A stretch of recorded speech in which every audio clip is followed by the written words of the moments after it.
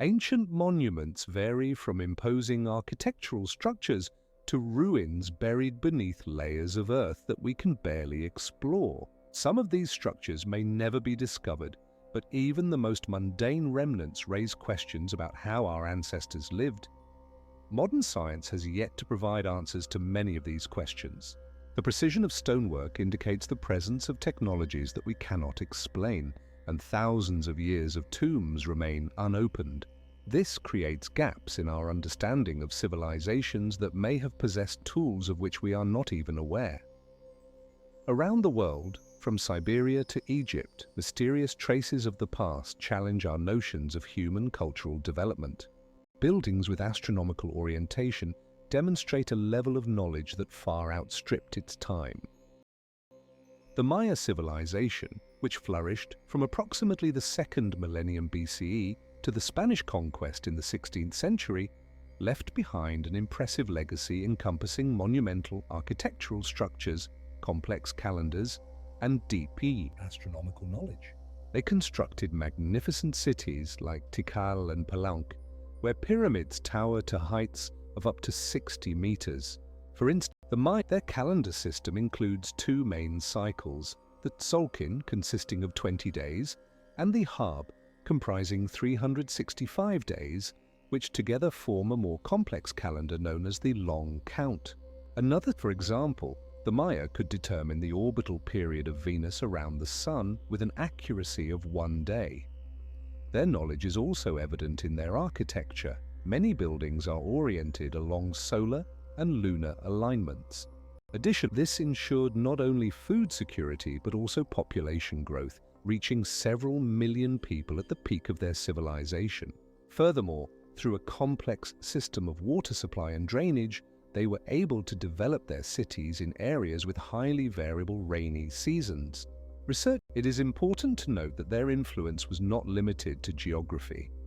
Maya culture significantly impacted neighboring civilizations, including the Aztecs and Incas, through trade and the exchange of knowledge. In the 20th century, archaeologists like David Stewart began deciphering Maya hieroglyphs, opening new horizons in understanding their culture and history. Currently, the study of the Maya civilization continues to attract scholars, and new discoveries regularly challenge our understanding of how they lived, worked, and interacted with their environment. In particular, in 2020 in Guatemala, the remains of an ancient city were discovered, providing new insights into the scale and complexity of Maya urban life. The decline of the Maya civilization remains one of the most intriguing mysteries in archaeology. What caused such a collapse of this once thriving culture, which reached its peak between the 2nd century BCE and the 9th century CE? One of the main causes discussed by scientists is climate change, particularly droughts that may have begun around the 8th century. Studies conducted in 2016 by a team of geologists led by Dr. Matthew. Additional political strife among elites could have led to societal divisions, exacerbating the situation. For example, research conducted in 2008 revealed evidence of mass burials, indicating internal conflict and violence. Furthermore, environmental degradation should be considered. Deforestation for agriculture and construction led to soil erosion and water quality deterioration. These factors combined led to a sharp decline in population and the abandonment of cities, marking the final decline of the Maya civilization. During this time, the Maya built numerous large cities, such as Tikal, Calakmul, and Palenque, which served as centers of culture, politics, and trade. Additionally, the Maya developed a complex writing system, the only one in pre-Columbian America, which allowed them to record historical events and religious texts on stone stelae and codices. One of the most famous examples is the Dresden Codex, which contains astronomical and calendrical data, as well as mythological stories. During this period, many cities were abandoned, and the culture of the Maya as we know it began to disappear. However, some cities, such as Chichen Itza, continued to thrive until the Spanish conquest in the 16th century. Notably, the Maya also left behind a rich legacy in the form of extensive agricultural lands using terrace farming, which allowed them to efficiently utilize resources in the tropical climate. They grew corn, beans, and squash, and also engaged in trade with neighboring cultures, facilitating the exchange of ideas and technologies. As a result, the calendar consisted of three main cycles: Tzolk'in, Harb, and the Long Count, which allowed them to accurately track time and important events. Thus, the culture and achievements of the Maya became an important part of human history, leaving behind a legacy that continues to be studied by scientists around the world. As a result of archaeological excavations conducted in the 20th century, thousands of artifacts were discovered, shedding light on the daily life and customs of the Maya people, including ceramics, tools, and jewelry, allowing researchers to better understand their way of life and social structure. The priests were the most significant aspect of their society, not only performing religious rituals but also wielding considerable power as intermediaries between people and gods. Among them, the priest Kukulkan was particularly notable, being revered as the god of rain and harvest. In various city-states such as Tikal and Payten, there were their own priestly dynasties that managed lands and regulated the lives of the population. Notably, in Tikal, excavations revealed the tombs of rulers adorned with rich ceramics and other artifacts, indicating their high status. Research shows that religious ceremonies included human sacrifices, reflecting a deep veneration of the gods. For instance, it is also worth noting that the Maya developed a complex system of calendars, including both solar and ritual calendars, which allowed them to accurately determine the time for harvest and religious ceremonies. For example, Maya mythology was also extremely diverse, featuring numerous gods, each responsible for different aspects of life, such as fertility, war, and knowledge. However, despite this, there were Christian elements that emerged after contact with Spanish conquistadors in the 16th century. This mixture resulted in a unique culture where traditional beliefs intertwined with Christian practices. For example, in some modern communities in Guatemala, one can find festivals that combine Christian rituals with ancient traditions. One such festival is dedicated to Saint Anne, who is revered as the patroness of women and mothers, and during this festival one can see elements of ancient rituals such as dances and sacrifices. Archaeological finds such as frescoes and ritual objects continue to provide new answers to these questions. For instance, in Palenque, frescoes depicting scenes of sacrifices were found, confirming the high level of religious involvement in society. How did Maya construct massive stone structures without modern technologies? By the 3rd century of our era, they began to build their famous pyramids and temples using only primitive tools and human strength. The builders used a system of inclined ramps to move these heavy blocks to great heights. These ramps could be up to 1 kilometer long, allowing stones to be raised to heights of up to 60 meters. Additionally, simple tools like obsidian chisels were used to cut and shape the limestone with high precision. Planning was also crucial. Maya knew how to distribute weight and load properly to ensure their structures could withstand their own weight and natural disasters. For instance, the pyramid in Copan, which is about 24 meters tall, was built with consideration of local seismic conditions, reflecting their understanding of geology and architecture. By the 9th century, in the vicinity of Palenque, complex engineering solutions such as water supply systems and drainage were already in use, indicating a high level of knowledge in hydraulics. Clearly, Maya not only created magnificent architectural monuments, but also implemented advanced methods in construction processes, making their achievements truly unique for that time. In his works, researcher David Stewart, a renowned expert on Maya culture, noted that the use of wood and other available materials in combination with stone allowed them to create not only strong, but also aesthetically pleasing buildings. The Tiwanaku, located at an altitude of 3,800 meters above sea level, is considered a cultural and political center that existed roughly from 2000 to 500 years before our era. This complex includes numerous structures, with the most famous being the Temple of the Sun and the pyramids. The Temple of the Sun, built from massive stone blocks weighing up to 20 tons each, demonstrates a high level of engineering skill. Archaeologists estimate that it required more than 100,000 workers using complex systems of elevators and ramps for its construction.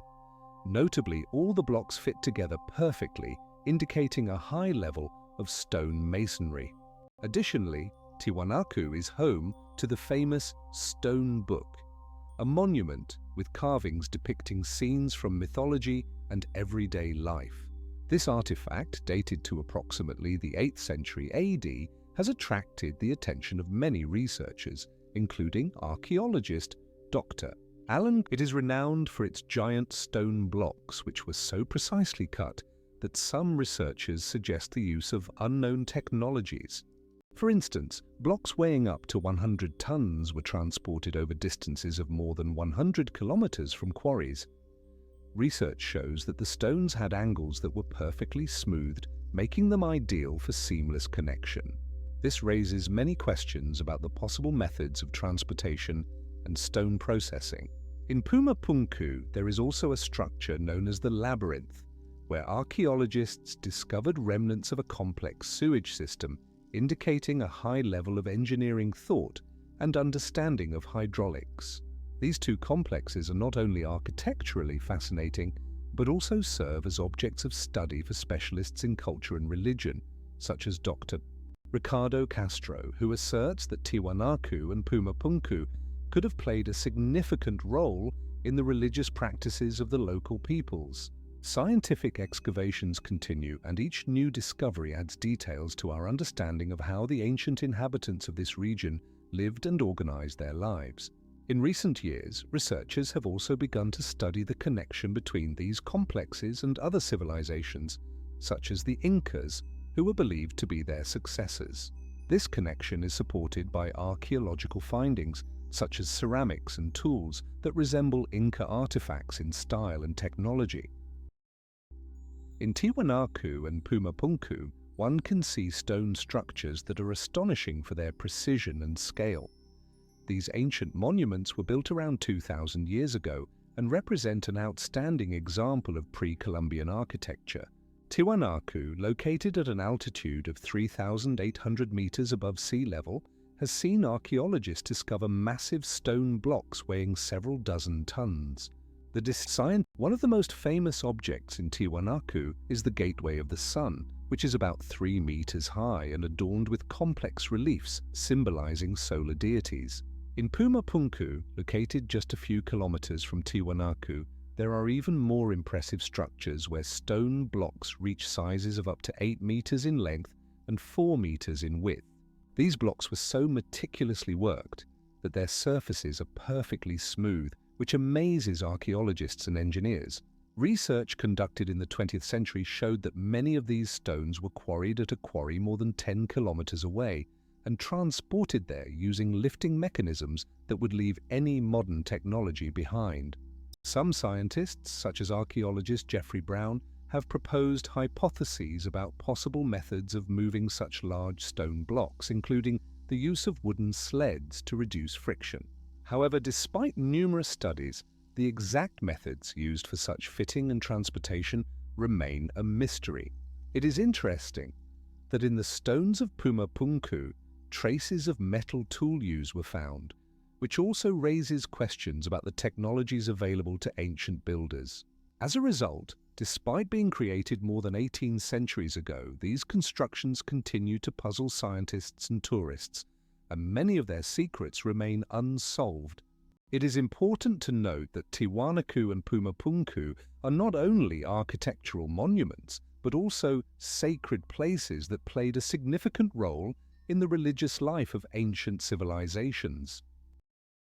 How did these for instance, the construction of Tiwanaku, which began around 2,000 years ago, took decades, if not centuries, considering the size and complexity of structures like the Gateway of the Sun, adorned with intricate carvings symbolizing cosmic devices. Notably, in 2000, archaeologists found 62 obelisks in Tiwanaku, many of which were carved with high precision, indicating the presence of advanced stoneworking technologies. The question of the methods used for transporting and processing stones in Tiwanaku and Puma Punku remains a contentious issue among researchers. One of the most popular theories involves the use of strong ropes made from local plants, such as agave, to move heavy blocks. These ropes could reach lengths of up to 10 meters and withstand significant loads, allowing workers to pull stones that weighed hundreds of tons. The use of sleds is also considered a key aspect of this process. Archaeologist and engineer Carlos Palma, in his work, Technologies of the Ancient Incas, notes that sleds made of wood could have facilitated the movement of massive stone blocks over rough terrain. Additionally, some researchers suggest that the Incas might have used reed boats for transporting smaller blocks along waterways, especially during periods when rivers were full. These boats, made from reeds, could have been used to deliver materials to construction sites, thereby reducing time and effort. According to Tiwanaku and Puma Punku, the method of quarrying was used where stones were processed with harder materials like granite, allowing them to be shaped as needed. Research shows that to create perfectly fitted blocks, such as those found in Tiwanaku, not only geometric knowledge but also experience in working with various materials were required. This confirms that the technologies of ancient civilizations were far from primitive. Some scholars, like Guillermo Molina, propose that Tiwanaku and Puma Punku used a combination of methods, including the use of sound waves to facilitate stone cutting, which, although it may seem fantastic at first glance, finds support in the study of the acoustic properties of stones. As a result, the methods used for transporting and processing stones remain largely unexplored, opening up new avenues for future research. In Tiwanaku, archaeologists discovered that some stone blocks were placed with such precision that not even a thin knife could be inserted between them. The social organization and religious beliefs of the Tiwanaku and Puma Punku societies raise numerous questions. How was the hierarchy of this ancient civilization structured, which existed approximately from the beginning of the first millennium to the end of the first millennium? It is known that Tiwanaku became one of the most influential cultural centers in the territory of modern-day Bolivia, and its influence extended over vast distances. Archaeologists such as Dr. For instance, in Tiwanaku, remnants of large residential complexes were found, which could have served as residences for the aristocracy, as well as simpler dwellings for ordinary residents. This suggests that society was divided into classes. But what role did religion play in this social system? The religious beliefs of Tiwanaku, as evidenced by excavations, were centered around the worship of numerous deities. The most important of these was the sun god, who personified life force and prosperity. In Puma Punku, archaeologists discovered several temples where rituals aimed at appeasing the gods were conducted, which confirms the importance of religion in people's lives. For example, in 2006, researchers found sacred artifacts such as figurines depicting deities and sacrificial objects, indicating the presence of complex rituals. The Tiwanaku society also practiced agriculture on high-altitude terraces, which allowed it to feed its growing population. Notably, their irrigation system was so well designed that it efficiently utilized even limited water resources. However, how did economic and religious aspects coexist in their culture? There are suggestions that priests controlled access to water resources using religious rituals to maintain their power. This creates an interesting paradox. On one hand, religion served as a unifying factor, and on the other, it was an instrument for managing resources and society. Additionally, architecture developed actively in Tiwanaku, which could also reflect social and religious aspects of life. For example, in 2009, archaeologists found massive stone structures with ritual platforms, which were likely used for public gatherings and religious ceremonies, indicating a high level of organization in their society. It is important to note that the culture of Tiwanaku left a significant mark on the history of the Andes, and its religious practices influenced subsequent civilizations, such as the Incas. For instance, the Incas adopted many elements from the religion of Tiwanaku, including the worship of the sun, which indicates cultural continuity. However, many uncertainties remain regarding how different social layers interacted and how religious practices influenced everyday life. Excavation results continue to raise questions that still await answers, such as the role of women in this social and religious structure. In Tiwanaku, archaeologists found several female figurines, which may indicate the presence of a certain role for women in the culture and religion. The Pyramid of Akapana, located in the center of the ancient city of Tiwanaku, is one of the most remarkable architectural objects of this civilization. Built approximately 1800 years before our era, it served not only as a ritual center, but also as an important element of the city's infrastructure. The stepped platform of the pyramid reaches a height of about 18 meters and has a base of approximately 130 by 130 meters. The distinctive feature of Akapana is its drainage system, designed to prevent flooding during rainy seasons. It is worth noting that the drainage system consists of channels laid along the perimeter of the pyramid, which also indicates the careful planning of the entire architectural composition. The gates, like other elements of the complex, have symbolic significance as they connect the world of people with the world of gods, emphasizing the importance of religious practices in the life of the Tiwanaku people. Archaeological excavations conducted during the 12th and 13th Field Research Series revealed that both pyramids were surrounded by paved roads and plazas, contributing to the creation of a cohesive urban structure. In particular, these Chinese pyramids located in the province of Shanxi represent some of the most enigmatic and underappreciated monuments of ancient architecture. These structures, primarily concentrated in the area around the city of Xi'an, date back to approximately the 3rd century BCE and serve as tombs for emperors and high-ranking officials of the Qin and Han dynasties.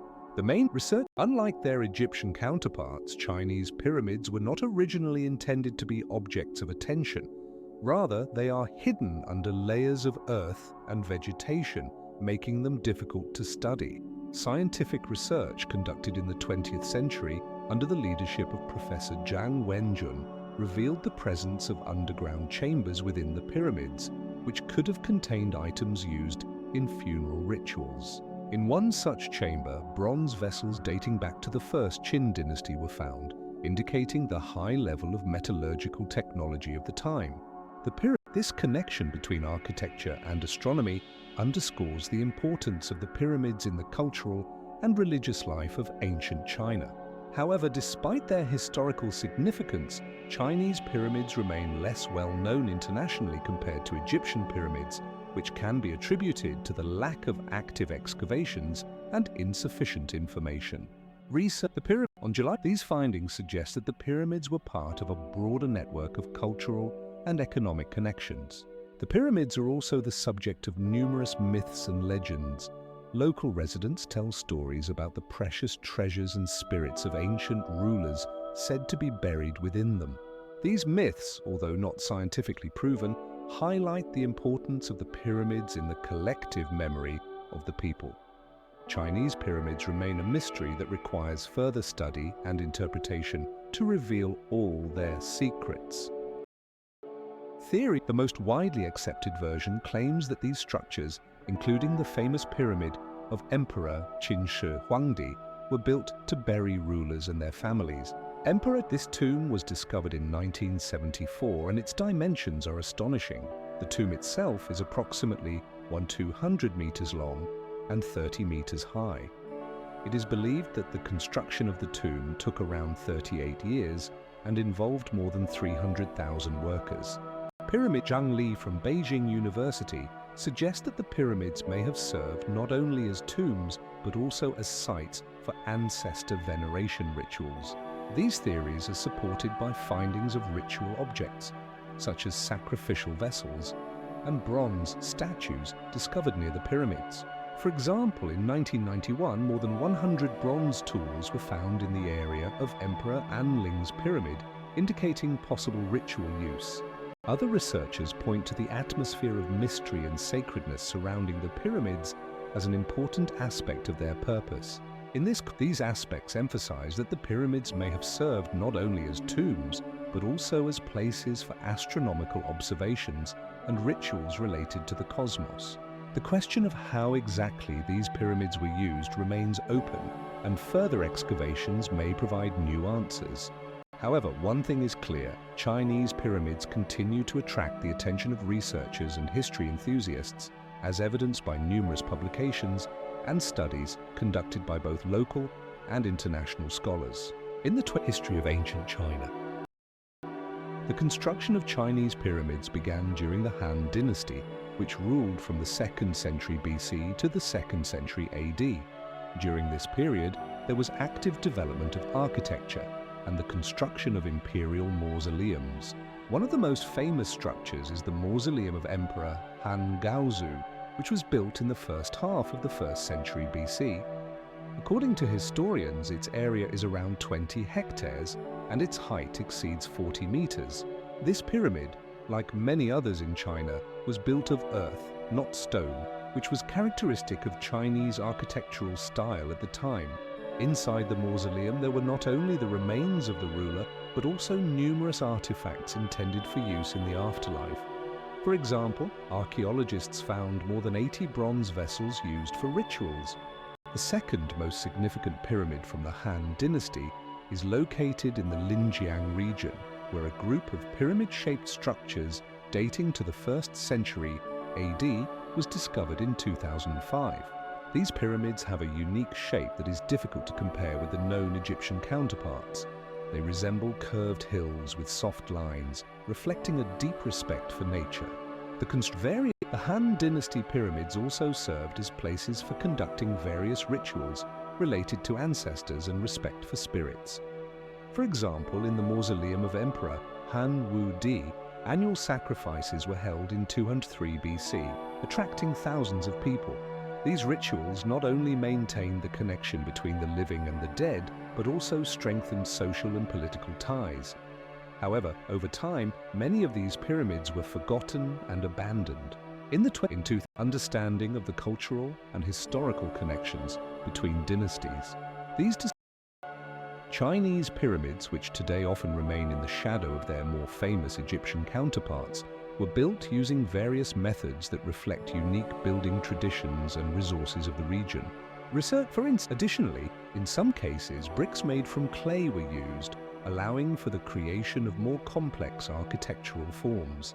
This is Wang Li from Beijing University note that the use of such materials not only facilitated the construction process, but also enabled the creation of pyramids that could withstand natural disasters such as earthquakes. It is also worth mentioning that for the transportation of materials, specialized technologies were employed, including systems of trenches and canals, which allowed for the efficient movement of earth and other resources to construction sites. These methods demonstrate not only the engineering prowess of ancient Chinese people, but also their deep understanding of the environment and available resources. Furthermore, these aspects highlight how ancient Chinese people skillfully combined available technologies and resources to achieve ambitious architectural goals. Moreover, in this context, it can be said that Chinese pyramids may not only be monuments of ancient architecture, but also reflections of a complex system of knowledge and skills accumulated over centuries. This knowledge was passed down from generation to generation and adapted to changing conditions and requirements. Therefore, the methods of building Chinese pyramids serve as a vivid example of how culture and technology can develop in tandem, creating unique and robust architectural forms. How did Chinese builders create massive earthen structures of Chinese pyramids?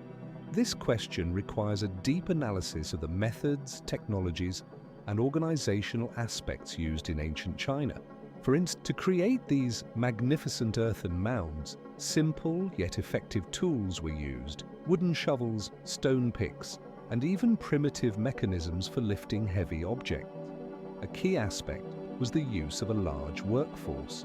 One of the most famous examples is the tomb of Emperor Qin Shi Huang, built around 200 years BC, where, according to different estimates, tens of thousands of workers were involved. They did not just dig and move earth, but also applied complex planning techniques to ensure the stability and longevity of the structures. Li Zheng from Peking University claimed that local materials like clay and sand were used in the construction of pyramids, which had unique properties that allowed for the creation of strong and durable structures. For example, clay was used to create layers that provided protection against water and other natural factors. As a result of these efforts, some of these pyramids have survived to this day in relatively good condition. For example, but historians note that hierarchical structures were used to manage projects, with each level responsible for specific tasks. Workers were divided into groups, each with its own specialization. Some dug, others gathered and transported materials, and others were responsible for planning and quality control. This allowed for the most efficient use of labor and minimized construction time. These principles of labor organization were then adapted and used in the construction of other architectural monuments, such as the Great Wall of China, demonstrating the connection between different projects and common building practices of the time. Moreover, local traditions and customs were actively used in this process, giving each object uniqueness and reflecting the cultural characteristics of the region. For example, in some areas, builders used special rituals and ceremonies to ensure the success of their endeavors and protection from evil spirits, which also influenced the choice of the construction site. As a result, Chinese pyramids became not only architectural achievements, but also symbols of that era, reflecting the philosophy, culture, and technological skills of their creators. The Great Pyramid of Giza is located on the Giza Plateau, just 25 kilometers to the southwest of modern-day Cairo, the capital of Egypt. This site has witnessed numerous historical events and cultural changes over the course of millennia. Built around 2,500 years before our era, the pyramid served as a tomb for Pharaoh Khufu, also known as Cheops. The construction of this pyramid required immense effort. According to modern historians, between 20 to 30,000 workers were involved in its construction. The architectural features of the pyramid include perfectly aligned sides that point to the four cardinal directions, indicating the deep astronomical knowledge of the ancient Egyptians. Notably, the Giza Plateau is also home to other famous landmarks such as the Pyramid of Khafra and the Sphinx, making it a major tourist attraction and archaeological center. Additionally, the plateau has been the site of scientific research and excavations. In the early 20th century, Egyptologist Gaston Maspero conducted extensive excavations that revealed many secrets of the ancient Egyptian civilization. It is worth noting that the location of the pyramid was not random. The plateau offered convenient conditions for transporting building materials such as limestone and granite used in its construction. Each year, interest in this place grows, and new technologies like laser scanning open up new possibilities for studying its architecture and history. From the perspective of preserving historical heritage, the Giza Plateau faces serious threats from urban development and tourist activity. The Great Pyramid of Giza, also known as the Pyramid of Khufu, is one of the most impressive architectural achievements of the ancient world. Built around 2,500 years before our era, it originally stood at a height of 146 meters, making it the tallest building in the world for over 4,000 years. The pyramid is composed of approximately 2,300,000 stone blocks, each weighing an average of 2 to 6 tons. The technologies used to work with such heavy materials continue to be debated among scholars. For example, archaeologists have also noted that the pyramid is oriented to the cardinal directions with an accuracy of at least 1 degree, highlighting the deep astronomical knowledge of the builders. Additionally, these chambers were cut from a single block of stone and lined with granite, adding to their strength. Research indicates that the internal corridors of the pyramid were designed to align with specific astronomical events, such as the rising and setting of stars, further underscoring the builders' attention to both architecture and astronomy. Despite these achievements, it remains unclear how such a large-scale construction project, requiring immense resources and labor, was organized. One of the most well-known theories suggests that large blocks weighing up to 2.5 tons were moved using a system of wooden sledges. A study conducted in 2016 by Italian scientists showed that to reduce friction on the sandy surface, workers could have poured water on the ground, making it easier to move the sledges. Another theory proposes the use of inclined ramps that could have been up to 1 kilometer long. This theory is supported by the discovery of ramp remains in various places around the pyramid. Research conducted in 2018 showed that the ancient Egyptians could have developed a method of measuring angles using simple geometric tools such as ropes with knots. In 2020, French researchers presented a theory that the pyramids could have been built in sections, with each section constructed separately and then joined to the already built part. This explains how such precision in construction was achieved in the Great Pyramid. All these theories emphasize that the construction of the pyramid was not just physical labor, but a true art form involving knowledge in astronomy, mathematics, and engineering. In such conditions where every detail had to be considered, it was not just about construction, but also about creating a unique historical legacy. As a result of all these efforts, the Great Pyramid became not only the tomb of Pharaoh Khufu, but also a symbol of the achievements of the ancient Egyptian civilization, which left a lasting mark on world history visible to this day.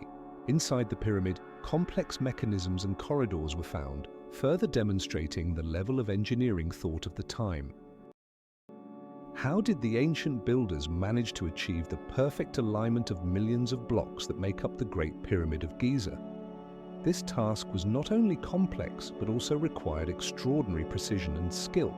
Built around to achieve Archaeology, considering the base of the pyramid measures approximately 260 meters by 260 meters, and its height reaches 146 meters, the accuracy of the alignment was critically important.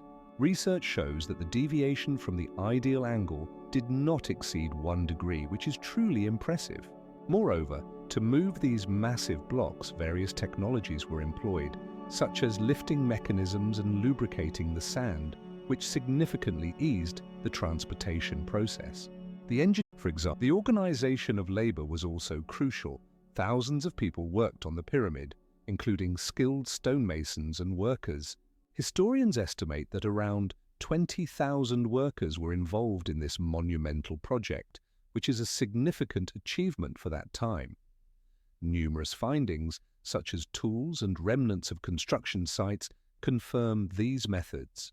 During excavations conducted in the late 20th century, remains of worker settlements were discovered where stonemasons were found, indicating that the construction of pyramids was part of a broader social structure.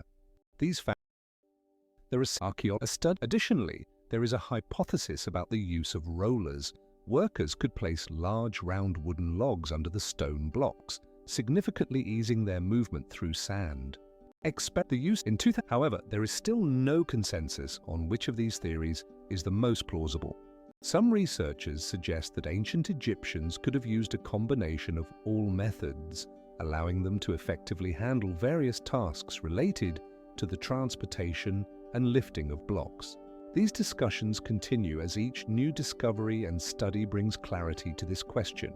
For example, in 2020, researchers found traces of a ramp leading to one of the ancient quarries, indicating the possibility of its use in construction. Mohenjo-Daro, located in the Indus Valley, is one of the most striking examples of the ancient Indus Valley civilization, which existed approximately from 2300 to 1700 BCE. This city was discovered in the 20th century when an archaeological expedition led by Sir John Marshall began excavations in the modern-day Pakistan in 1920. Mohenjo-Daro, which translates from Sindhi as Mound of the Dead, is a complex urban structure consisting of more than 400 buildings, including residential houses, public buildings, and warehouses. Architectural features of the city include straight streets, drainage systems, and toilets in every house, indicating a high level of sanitation and organization. For instance, artifacts discovered during the excavations, such as seals with animal images and inscriptions in the Indus script, testify to the developed trade and high level of culture. The pottery found in the city is adorned with intricate patterns and demonstrates the skill of local craftsmen. Golden and silver jewelry found in the city confirms the presence of wealth among its inhabitants. The city is believed to have been a significant trade center where routes between India and Mesopotamia intersected, facilitating the exchange of goods and cultures. Archaeological research continues, and each new discovery adds new details to the picture of life in this ancient city. For example, in 2005, remains of a complex drainage system consisting of brick pipes up to 30 centimeters in diameter were found, confirming the high engineering skills of its builders. The urban planning of Mohenjo-Daro, one of the most famous cities of the Indus Valley civilization, is remarkable for its sophistication and scale. The city was built around 2,000 years before our era and showcases outstanding achievements in urban planning. The streets in Mohenjo-Daro were designed in a grid pattern, with the main streets intersecting at right angles to form square blocks, indicating a high degree of planning. The width of standardized burnt bricks measuring approximately 30 by 30 by 7 centimeters were used not only for residential buildings but also for public structures such as baths and warehouses. One of the most impressive features of the city's planning is its complex drainage system. It included not only open channels running along the streets, but also underground pipes that connected houses to central channels. In some areas, the drainage system was found to include wells, suggesting the presence of a water supply system. These details of the planning make Mohenjo-Daro one of the earliest known cities with such a developed infrastructure. It is worth noting, however, that despite all its achievements, the city was abandoned around 1900 years before our era, which continues to be a subject of debate among historians and archaeologists. Some researchers, such as Dr. Sunita Patnaik, attribute this to climate changes that could have led to the desiccation of the region, while others point to possible population migrations in search of better living conditions. Within this indicates a high level of engineering thought and technological advancement in the Indus civilization, which, despite its antiquity, employed complex construction methods. Notably, the interior of the bath was adorned with steps leading to a pool, and archaeological evidence suggests that burned bricks were found at the bottom, indicating that water could be heated.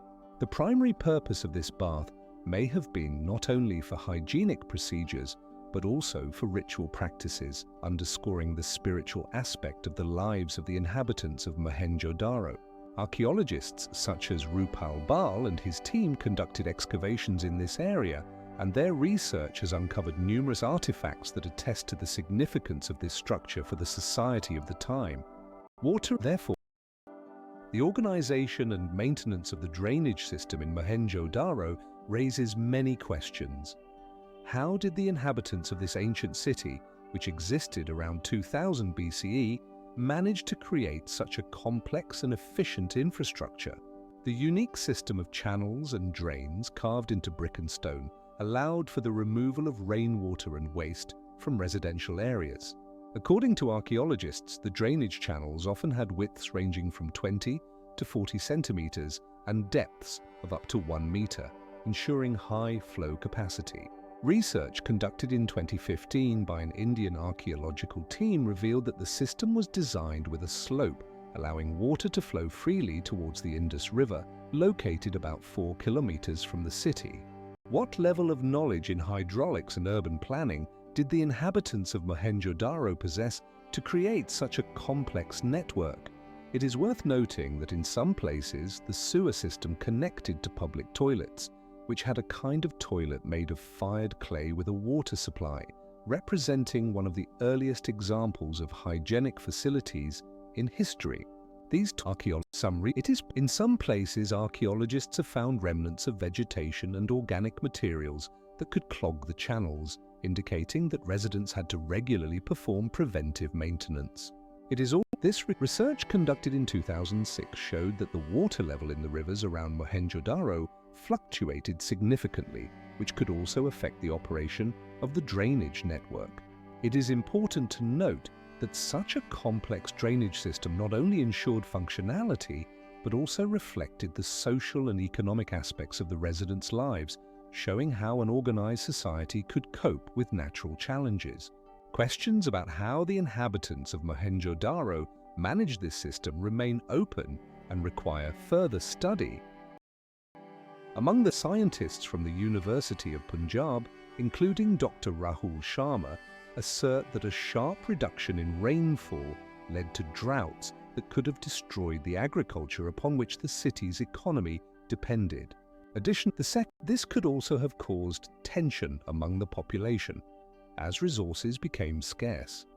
The third theory is linked to possible external invasions.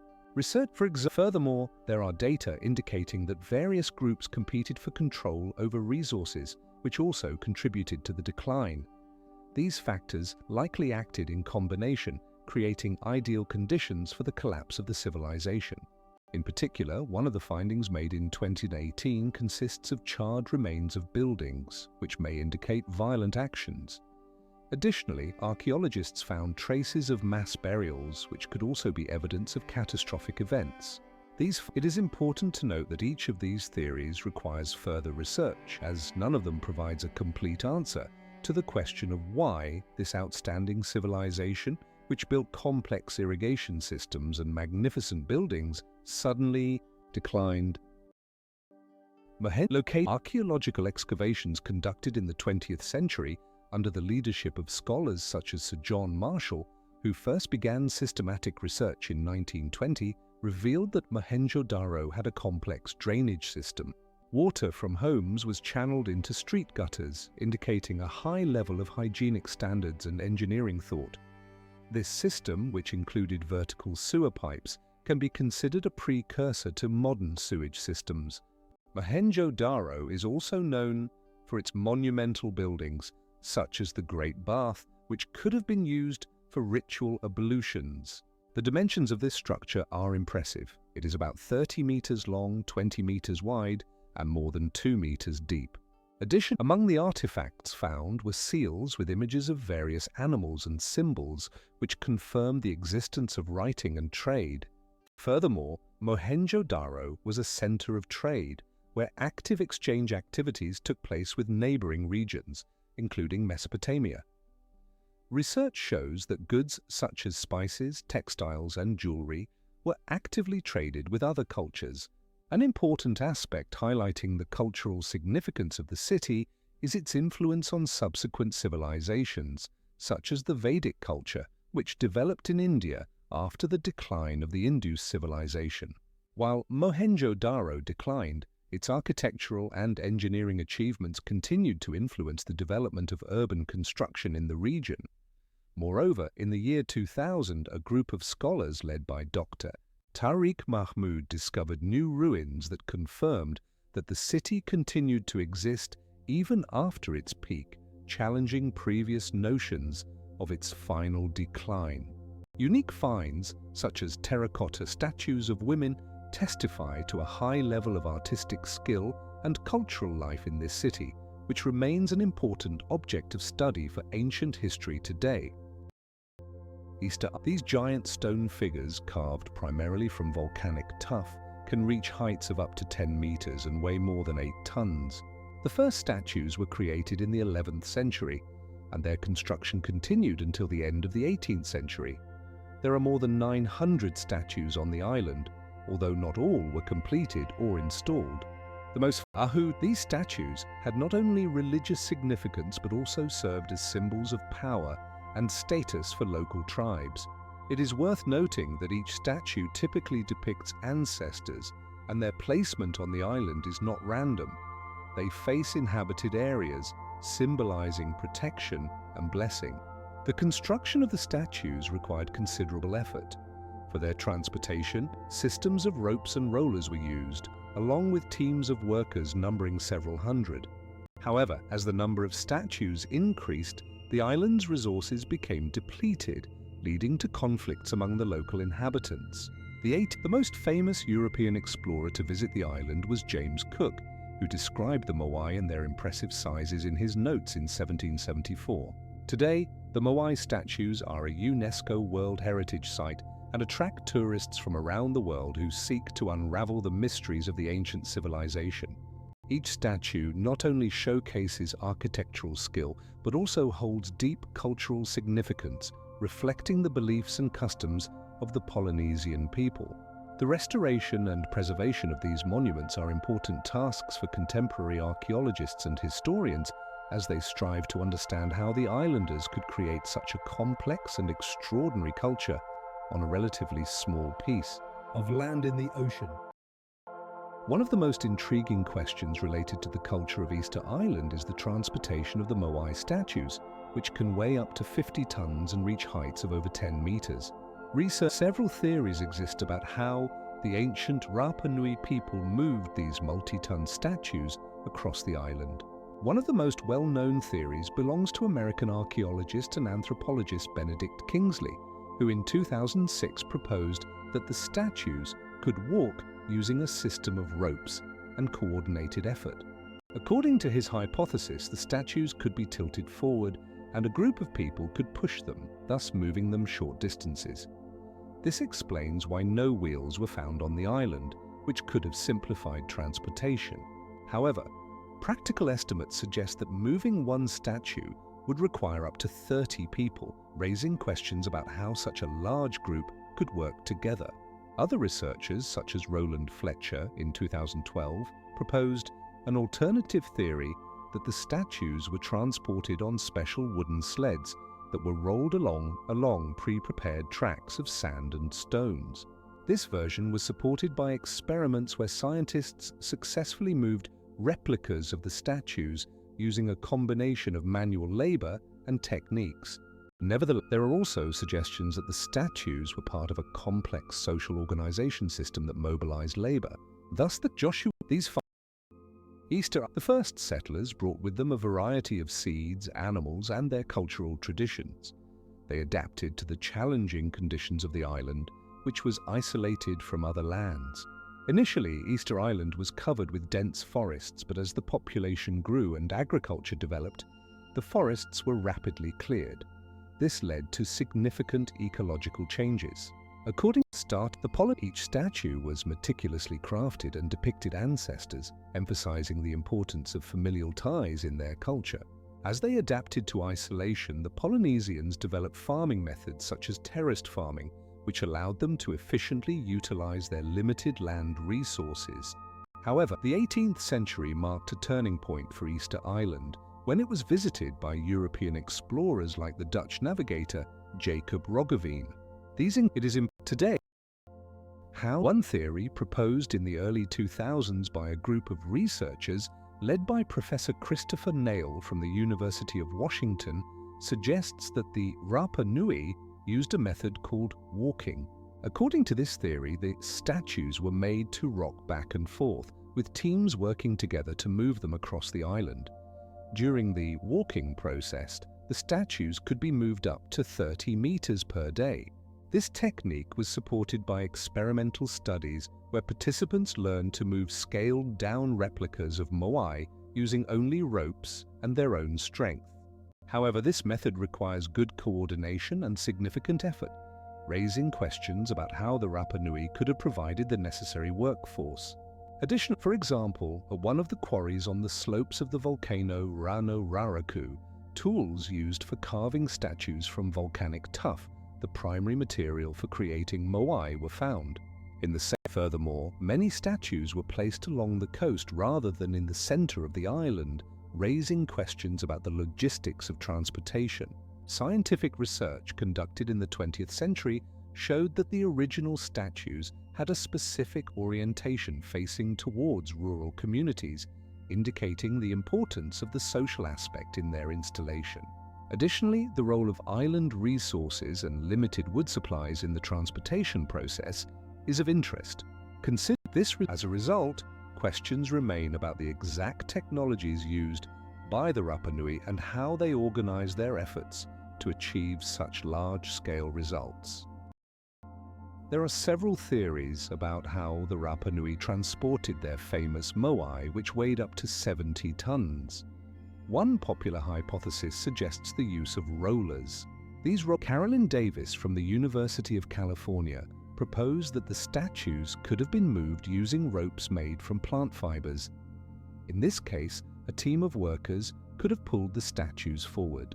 Consider these sleds could have been made of wood, and experts suggest that they might have created something akin to a sliding platform, which would have significantly eased the transportation process. This technique is not unique to Easter Island. Similar methods were used in other cultures for moving large stone blocks. For example, in ancient Egypt, builders used sleds to transport stone blocks to the construction sites of pyramids. Nevertheless, taking this into account, some researchers suggest that the Rapa Nui might have used a combination of methods, including rollers, ropes, and sleds, to avoid certain obstacles. At present, there is no consensus on which method was the primary one. It is important to note that the Rapa Nui could also have used sound signals for coordinating their efforts, which is supported by observations of traditional work methods in other cultures. At present, the Society of Rapa Nui, also known as Easter Island, experienced a significant decline, and scientists have proposed several theories to explain the causes of this crisis. One of the most widely accepted theories is linked to the mass deforestation that began around the 13th century. According to ecological and archaeological studies, the island once had around 30 tree species, but by the 16th century, the forests had almost disappeared. Research conducted by Professor John F. Kiriak. As a result, by the beginning of the 17th century, the islanders faced severe environmental degradation, which in turn led to a decline in food security.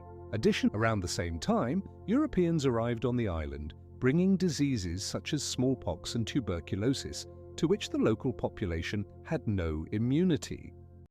These diseases significantly reduced the population of Rapa Nui, which was already suffering from internal conflicts and resource shortages. Moreover, in the 17th century, slave raids began on the island, further exacerbating the situation. All these factors, including deforestation, environmental degradation, diseases, and slavery, brought the Society of Rapa Nui to the brink of extinction. Studies show that by the 19th century, the population had declined to less than 10% of its original number. As a result of these factors, including deforestation, environmental degradation, diseases, and slavery, the Society of Rapa Nui was on the verge of disappearing. Research indicates that by the 19th century, the population had fallen to around 2,000 people. Among the most famous are the giant hummingbird, the monkey, and the spider, which can reach sizes of up to 30 meters in length. The ancient Nazca created these geoglyphs by simply removing the upper layer of black stones, exposing the light-colored earth beneath, which allowed the drawings to remain intact for centuries. The discovery of these lines occurred in the 20th century, when pilots began to notice them from the air. Research by scientists such as the American archaeologist Paul Kosok revealed that these geoglyphs may have served as astronomical markers and ritual objects related to agriculture. For example, it is worth noting that despite their enormous size, many of these geoglyphs can only be seen from the air, emphasizing the mystery of their purpose and function. Unfortunately, modern threats such as agricultural activities and careless construction pose a risk to the preservation of these unique artifacts. Overall, the study of the Nazca lines raises numerous questions about the culture and knowledge of ancient peoples, leaving researchers with many hypotheses and theories that require further investigation. In 1982, a special protection zone was established, but the cultural heritage remains under threat. Lines of Nazca, these enigmatic geoglyphs located in the Nazca Desert in Peru, have given rise to numerous theories about their purpose. One of the most widely accepted hypotheses is that they had a religious significance. Researcher Paul Kosok, who studied these figures in the mid-20th century, suggested that the lines could have served as sites for rituals dedicated to worshipping gods or ancestral spirits. For example, however, while some scientists support the religious theory, others, such as archaeologist Dorothy Moss, advocate for an astronomical interpretation of these lines. Moss points out that many of the lines align precisely with astronomical events, such as the winter solstice, when the sun rises and sets at specific angles along the lines. Additionally, the astronomical theory is bolstered by the fact that Nazca was inhabited between 2000 BCE and 600 CE, a period when astronomical observations were crucial for agriculture. Furthermore, some researchers, such as Christopher Bennett, believe that the lines could have served as maps for navigation, indicating sources of water or places for harvesting. Beyond these theories, there are alternative views, such as the hypothesis that the lines could have been used as roads connecting important sites. Thus, these observations highlight the complexity and diversity of the purposes that could have been behind the creation of the Nazca lines and indicate that further research is needed for a full understanding. Research continues, and new technologies, such as drone-like devices, are opening new horizons for the analysis of these mysterious geoglyphs. Nazca. By the end of the 20th century, a study led by Dr. Emily Rivera showed that Nazca textiles were not only used in daily life but also in ritual practices. Nazca religion was polytheistic, with significant rituals involving the veneration of natural elements.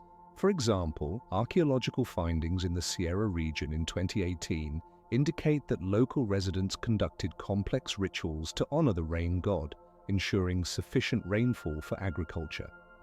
Mario Tapia revealed that the Nazca used specialized agricultural methods, such as irrigation channels, to successfully farm in a dry climate. This irrigation system allowed them to cultivate crops like corn and beans, which formed the basis of their diet. Thus, Ricardo Castro confirmed that the geoglyphs of Nazca likely served an astronomical function, helping local people track time and significant celestial events. One of them research, for instance, lines leading towards the Redondo mountain could have served as pilgrimage routes, while others might have been used for ceremonies honoring rain and harvest deities. The second theory posits that the lines could have served as astronomical markers. Archaeologists like Dr. Gary, these events, the third, in this, these factors create a rich tapestry of theories regarding the functionality of the Nazca lines and open new horizons for future research that may shed light on the mysteries of this remarkable culture. For example, archaeologists continued to explore new approaches to understanding how the lines interacted with the surrounding environment and the daily life of ancient peoples, allowing for the development of new hypotheses about the purpose of these ancient structures. Research conducted by the renowned Peruvian archaeologist Maria Riker has provided a unique perspective on the mysterious lines of Nazca, which stretch across the Nazca Desert in southern Peru. In the 20th century, particularly from the mid-1940s, Riker began to meticulously study these geoglyphs, asserting that they constitute a gigantic astronomical calendar used by ancient peoples to determine time and observe celestial bodies. For instance, Riker also conducted numerous measurements, revealing that the length of some lines exceeds several kilometers, while their width can reach several meters. This raises questions about how the ancient Nazca people could have created such precise and large-scale structures without modern technology. Riker argued that their construction required not only geometric knowledge but also a deep understanding of astronomy, challenging the notion that ancient civilizations were far removed from scientific progress. She believed that these lines served not only for astronomical observations but also had ritual significance, connecting people with their environment and celestial events. In the 21st century, scientists such as Dr. Kimberly Hartley continue her research, employing modern technologies like satellite imagery and geographic information systems to better understand how these lines were used in ancient times. These new methods allow for the identification of previously unnoticed details, such as additional geoglyphs and their possible connections. For instance, this has resulted in a significant increase in environmental pressure and the destruction of some lines as people start trampling on fragile areas where the geoglyphs are located. Furthermore, in recent years, there has been an increase in pollution due to construction and the growing number of tourists, which also threatens the preservation of these objects. For example, in 2018, after heavy rains, some geoglyphs were damaged due to soil erosion and reduced visibility of the lines. This underscores the urgent need for stringent measures to protect and monitor this territory to minimize the impact of human activity on these invaluable historical artifacts. The Göbekli Tepe consists of more than 20 monumental circular structures built from massive stone blocks weighing several tons each. These blocks are adorned with animal reliefs including wolves, deer, and wild boars, indicating the complex beliefs and symbolism of the time. This challenges the established view that agriculture and a settled lifestyle preceded the construction of cultic structures. Instead, researchers suggest that the people who built Göbekli Tepe already had complex social structures and relied on hunting and gathering. Unlike many other well-known historical sites, Göbekli Tepe was not used for burials, further highlighting its uniqueness. 8 stone pillars standing up to 5 meters tall and arranged in a circle form a round hall that may have served as a place for communication and worship. A key aspect of Göbekli Tepe is that it was intentionally buried around 8,000 years ago, preserving it in its original state to this day. Today, Göbekli Tepe is listed as a UNESCO World Heritage Site and attracts researchers from around the world, underscoring its importance in the study of prehistory. In 2020, additional structures were discovered at the site, indicating the possibility of even earlier periods of habitation. This discovery has formed the basis for new theories on how early humans could adapt and interact with their environment. Notably, one of the most significant findings is the discovery of circles of pillars carved from limestone and decorated with animal reliefs, such as lions, snakes, and cranes. 8 such circles have been found on this territory, indicating a possible ritual function of the site. Professor Way of Life.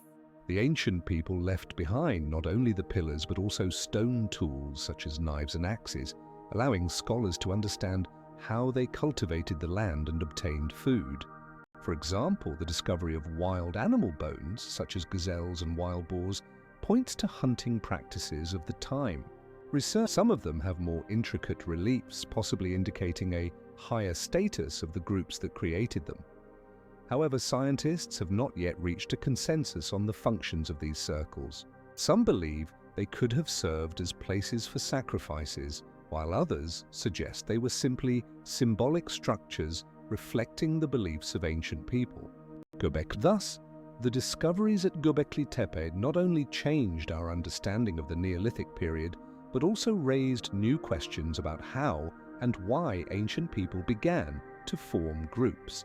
With each new discovery, whether it be a fragment of relief or a tool, scientists are gaining a deeper understanding of the complexity and diversity of life for those who lived on these lands thousands of years ago. The question of the causes behind the early construction of monumental structures at Göbekli Tepe remains one of the most debated topics in archaeology. The construction of such structures required significant resources and human effort, indicating the presence of an organized society capable of mobilizing people and resources. This raises the question: what social, economic, and climatic factors contributed to the emergence of such complex structures? Moreover, this could have created conditions for the formation of permanent settlements, where people gathered for ceremonies, thereby strengthening social bonds. For example, in 2005, archaeologists discovered traces of large fires that could be associated with ritual sacrifices. Thus, Göbekli Tepe not only physically united people, but also became a symbol of their shared beliefs and values, highlighting the importance of spiritual life in the formation of communities. These questions remain open, and each new layer of earth that archaeologists explore can provide additional answers. For instance, in 2019, fragments of pottery were found that date to a later period and may indicate that Göbekli Tepe continued to be used even after the completion of the main structures. There are Roland Melzer, who conducted excavations in this region in the late 2000s, note that for processing massive stone blocks weighing up to 20 tons, which were used in the constructions, primitive but effective tools could have been employed. These tools, as hypothesized, included stone axes that allowed for cutting and processing local limestone deposits. Limestone quarries are located only a few kilometers from the site itself, making access to materials relatively straightforward. Based on skills from generation to generation, it is worth noting that Göbekli Tepe is considered one of the earliest examples of architectural planning on the planet, indicating that its builders possessed certain knowledge in geometry and construction. The dates associated with its construction range from 9,000 to 12,000 years ago, making it significantly older than known Egyptian pyramids. This fact piques the interest of researchers, as it suggests the existence of complex social structures and technologies in prehistoric times when agriculture was not yet widely practiced. Some scholars, including Dr. Klaus, these objects not only demonstrate the high skill of their creators, but also underscore the need for specialized tools for their production. Researchers also suggest that the use of stone axes could have been related to the need for quarrying and processing large stones, further indicating the presence of a labor system and organization. Additionally, this paints a picture in which each decision made by the builders was linked to the available resources and technologies of their time, making Göbekli Tepe a unique example in human history. The social organization and religious beliefs of the ancient societies at Göbekli Tepe remain one of the most intriguing mysteries of archaeology. How could such a complex structure have emerged in an era when people were still unaware of agriculture? Research indicates that this site was not just a cult center, but possibly a gathering place for people from various tribes and groups. Archaeological finds, such as animal statues and human figures, suggest the presence of a complex symbolism and likely a pantheon of gods. According to renowned archaeologist Klaus Schmidt, who conducted excavations at this site since 2003, such statues could have served as objects of worship. But how exactly did the social structure function? Research surrounding Göbekli Tepe at an elevation of around 900 meters above sea level are extensive fields, which could have facilitated the formation of nearby settlements. This could indicate that people gathered not only for religious purposes but also to address common economic challenges. How did religious ceremonies look? Some researchers suggest they could have included sacrifices and other rituals aimed at appeasing the deities. Archaeological finds, such as stone columns up to 6 meters high, adorned with carvings, indicate a high level of craftsmanship and cultural uniqueness. How does all this fit with the social structures of the time? It is possible that some groups had more influence than others, contributing to the development of such monumental structures. An important aspect is that at the time of the construction of Göbekli Tepe, people were still not settled, which challenges traditional notions about how early civilizations developed. The finds such as tools and food remains confirm that people here not only worshipped, but also actively engaged in everyday activities. This creates a multi-layered picture of the lives of people who perhaps already sought answers to the fundamental questions of existence. The Baalbek complex in Lebanon is one of the most impressive archaeological sites of antiquity, testifying to the power and development of Roman architecture. Built in the 1st century AD, this complex was dedicated to the god Baal and became a significant religious center. The most famous structures include the Temple of Jupiter, the Temple of Venus, and the Temple of Bacchus. However, the complex gained particular fame due to the enormous marble block known as the Stone of the Pregnant Woman. This stone weighs approximately 1/200 tons and is considered the heaviest known stone used in ancient construction. Scholars believe it was intended for the Temple of Jupiter, but was never moved to its intended location. Research indicates that the stone was quarried from a marble quarry located 50 kilometers from Baalbek, highlighting the level of engineering prowess of the time. Masters employed complex methods for transporting such massive blocks, including a system of wooden sleds and rollers, suggesting the presence of advanced technology even in ancient times. Baalbek, for instance, in the 1930s, French archaeologists led by Georges Salmon found numerous mosaics and statues that vividly illustrate the daily life and religious practices of ancient people. Today, Baalbek is listed as a UNESCO World Heritage Site and continues to be the subject of ongoing research. Studies on the territory of ancient Baalbek in Lebanon, there is a famous Stone of the Pregnant Woman weighing around 1,000 tons and being one of the largest processed stone blocks in the world. There are several theories about its purpose. One of them, archaeological research shows that this complex was a center of the cult of Jupiter, and it is possible that such massive blocks as the Stone of the Pregnant Woman were intended for its construction. However, there are also alternative views. Some researchers, such as Dr. Antonio Morales from the University of Trento, believe that the block was left in place due to technological limitations of ancient builders who could not move it. This version is based on evidence from excavations that showed local residents faced serious difficulties in transporting such large stones, especially considering that modern technologies did not exist at the time. According to one version, the stone was supposed to be part of a wall, but a lack of resources and technologies forced architects to leave it in its original place. It is interesting that the dimensions of this stone are twice as large as those of the largest block used in the construction of the Great Pyramid of Giza. Some scientists also suggest that the Stone of the Pregnant Woman could have had a ritual significance, serving as a place for sacrifices or other rituals related to fertility, although the exact functions of this massive block remain unclear and are a subject of debate among researchers. For example, in 2000, a group of archaeologists led by Professor Yasser El-Houdri conducted experiments with the modeling of transporting such stones and concluded that even with the use of modern technologies, it would be extremely difficult. It is unclear why ancient builders would have wanted to create such a massive element if not for some important function in their architectural plan.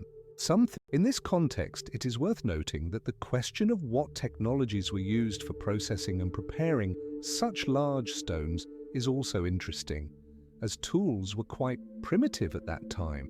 There is data that copper tools were used for stone processing, but the quantity and quality of these tools remain a subject of debate among historians. For instance, in 1985, archaeologist Tony Cardos conducted excavations in nearby quarries and found traces of stone processing that indicate that ancient stonemasons used simple but effective methods such as chisels and hammers. It is also worth noting that the distance from the quarry to Baalbek is about 8 kilometers, which also adds complexity to the theories about the purpose of the Stone of the Pregnant Woman. Baalbek, for example, the Roman Empire actively used Baalbek as a strategic point to control trade routes, contributing to the economic prosperity of the region.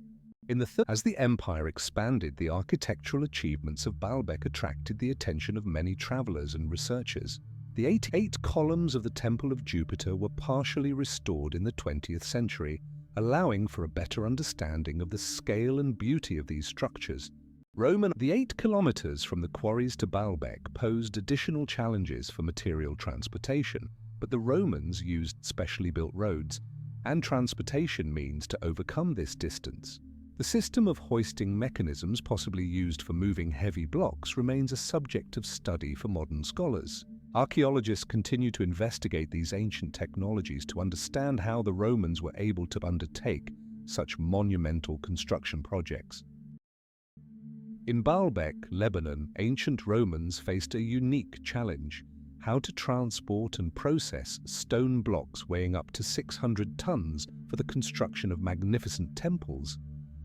According to historians' estimates, the workforce could have consisted of up to 300 people who, using their own strength and simple mechanisms, moved these boulders. However, this was not the only method. For instance, during excavations conducted in 2015, scientists found traces of rollers that confirm this hypothesis. In the 20th century, archaeologist and engineer Dr. Philip Dixon conducted experiments replicating ancient methods and concluded that the combination of mechanical means and human strength could explain how Romans managed such large-scale tasks. Notably, thus unique. How did the ancient builders of Baalbek create such heavy structures as the stone of the pregnant woman, weighing around 400 tons in the high-altitude conditions of Lebanon? This monolith, located in the quarry of Baalbek, is one of the largest known stone blocks in the world and has been the subject of numerous studies.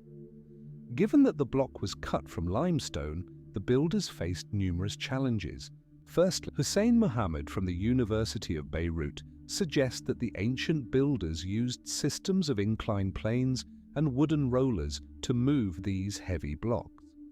This is supported by findings of marks left on the stones and surrounding soil. Secondly, processing such large stones required not only significant physical effort, but also high skills in stoneworking. Builders used copper and bronze tools to carve the blocks and likely employed sand for abrasive grinding. Interestingly, in some places, traces indicate that the stones were processed on site in the quarry rather than being transported in a finished state to the construction site. Notably, they clearly had a clear understanding of their capabilities and limitations, suggesting a well-defined project management system. The construction in Baalbek, which began in the 1st century BC and continued until the 3rd century AD, demonstrates a level of skill and organization that allowed for the creation of such monumental structures as the Temple of Jupiter. Theories about the methods of transporting the massive stone of the pregnant woman, located in Baalbek, not only spark scientific interest, but also provoke debates among historians and archaeologists. This colossal block weighs approximately 800 tons and is considered one of the largest stones ever worked by humans. Its size and weight raise the question of how ancient Romans managed to move such enormous loads. One of the most widely accepted theories suggests the use of rollers. Research indicates that wooden rollers could significantly ease the transportation process. Archaeologist and engineer Dr. Lawrence Liddell, in his work published in 2003, asserts that rollers allowed the weight of the stone to be distributed and significantly reduce friction between it and the ground. However, such technology required meticulous preparation and a large number of workers. Data from excavations shows that moving one stone could have required up to 50 people pushing or pulling it simultaneously. Another method mentioned by researchers involves the use of ropes and sleds. In this case, the stone was placed on sleds, which were then dragged over a smooth surface, possibly lubricated with olive oil or water to reduce friction. Some archaeologists also suggest that special lifting devices were used during transportation to raise the stone to the required height for installation. In 2006, a group of researchers led by Professor John Smith conducted experiments with lifting mechanisms that could have been used by ancient builders. They recreated models that demonstrated that simple blocks and levers could raise the stone several meters. This confirms that Romans possessed advanced engineering knowledge to tackle such challenges. For example, archaeologists found broken stones and tools that could have been used for processing and transporting materials. In the 18th century, French archaeologist Charles Salavin, studying Baalbek, noted that local residents used similar methods in building their homes, indicating the transmission of knowledge from generation to generation. Therefore, the methods of transporting the stone of the pregnant woman remain a subject of active research and discussion, highlighting the complexity and diversity of the technologies of ancient civilization. The construction of this magnificent structure began in the 15th century during the reign of Emperor Pachacuti, who transformed Cusco into the capital of the Inca Empire. Sacsayhuaman served not only as a military fortress, but also as a religious and administrative center. The walls of the complex consist of giant stone blocks, some of which weigh more than 100 tons. This ensured the strength and stability of the buildings against earthquakes, which is particularly important in a seismically active region. Archaeological research shows that not only local materials but also stones from distant quarries, such as those from the Pisac region, located more than 30 kilometers away, were used for the construction of Sacsayhuaman. The complex includes several levels of walls that form zigzag lines, creating a striking visual effect. Inside the complex, there were extensive plazas and sanctuaries, many of which were dedicated to various Inca deities, such as the sun and earth. In the 20th century, Sacsayhuaman became a UNESCO World Heritage Site and attracts many tourists interested in Inca culture and their architectural achievements. For example, in 2020, a group of researchers led by Dr. Mario Pacheco conducted excavations that uncovered new artifacts, providing evidence of Inca ritual practices in this area. Sacsayhuaman is not only a symbol of Inca architecture, but also a significant cultural and historical object that continues to captivate the minds of scholars and travelers from around the world. It is believed that the primary element in the construction was a workforce consisting of thousands of Incas who worked on the sites under the guidance of experienced craftsmen. For instance, in the 16th century, when Spanish conquistadors began their expeditions through Peru, they described how local residents used collective labor to move massive stone blocks weighing up to 100 tons.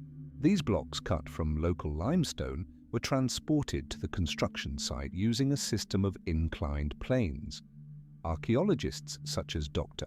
Jose Boni have studied various sections of Sacsayhuaman and discovered traces of these inclined planes, which allowed for the lifting of heavy stones to the height required for building walls. Historians suggest that the Incas could have used ropes made from plant fibers to create lifting mechanisms. These ropes, with their high strength, were used to bind the stones and lift them to the necessary height. Additionally, there is a hypothesis that the Incas used special tools for stone processing, such as copper and bronze chisels, which is supported by findings from archaeological excavations in the area. The unique technology of stone joining in Sacsayhuaman, which does not require the use of mortar, is another mystery that intrigues scientists. The walls were built with such precision that even contemporary builders find it challenging to reproduce such a level of craftsmanship. Some researchers, such as Professor Edward M. Sheridan, claim that the Incas could have developed and applied methods based on principles of physics to ensure the stability and longevity of their structures. There are also theories that the Incas used special rituals and ceremonies to ensure success in construction, highlighting their deep connection to religious beliefs. Regardless, the methods of constructing Sacsayhuaman remain an active area of research and discussion, emphasizing the Incas' engineering prowess and their ability to adapt to the complex conditions of the mountain terrain. A significant aspect is that during the construction of Sacsayhuaman, the Incas utilized the natural features of the landscape to reduce the time and effort required for transporting materials. For example, stones were extracted from nearby quarries, significantly simplifying their transportation to the construction site. Sacsayhuaman is not just a fortress, it is one of the symbols of Inca architecture, built in the 15th century during the reign of Emperor Pachacuti, the founder of the Inca Empire. The fortress is located just a few kilometers from the Inca capital of Cusco and occupies a strategically important position on a hill, offering panoramic views of the surrounding lands. The Incas used massive stone blocks, some weighing up to 12 tons, and fitted them together without mortar, resulting in incredibly strong structures. Complex methods were employed during construction, including cutting and polishing stones with simple yet effective tools such as copper chisels. Local stones, including andesite, were used, which were available in nearby quarries. Interestingly, Sacsayhuaman also features elements characteristic of Inca architecture, such as monumental zigzag walls, which not only enhanced their defensive properties, but also gave the building a unique aesthetic. Inside the fortress, there were temples, administrative buildings, and even residences for the upper classes, indicating its multifunctional nature. Unlike many other Inca structures, Sacsayhuaman was not only a military site, but also a cultural center, where religious rituals and festivals were held. Hundreds of workers, including stonemasons and architects, contributed to its creation, reflecting the complex social structure of the Incas. Currently, Sacsayhuaman is listed as a UNESCO World Heritage Site and attracts thousands of tourists annually. Restoration and research of this unique monument continue, as it holds many secrets and mysteries related to the ancient Inca culture. Here, how did the Incas move enormous stones at Sacsayhuaman without iron, wheels, or draft animals? This question has puzzled many historians and archaeologists. Sacsayhuaman, located just 3 kilometers from Cusco, the capital of the Inca Empire, was built between 1440 and 1450. The massive stones, some weighing over 100 tons, were perfectly fitted together without the use of mortar, inspiring both admiration and bewilderment. Research shows that the Incas used several methods to move such heavy blocks. One of these methods was the use of inclined planes. Archaeological findings indicate that the Incas constructed long wooden platforms that were placed under the stones and used in conjunction with large logs that served as rollers. This method significantly reduced friction and made it easier to move heavy objects over uneven terrain. During work at Sacsayhuaman, archaeologists discovered traces of such platforms and logs, confirming their use. Another method involved the use of human power. Estimates suggest that moving one stone required between 100 to 200 people working together to push and pull the stones up ramps. This also explains how the Incas could move heavy objects without modern technology.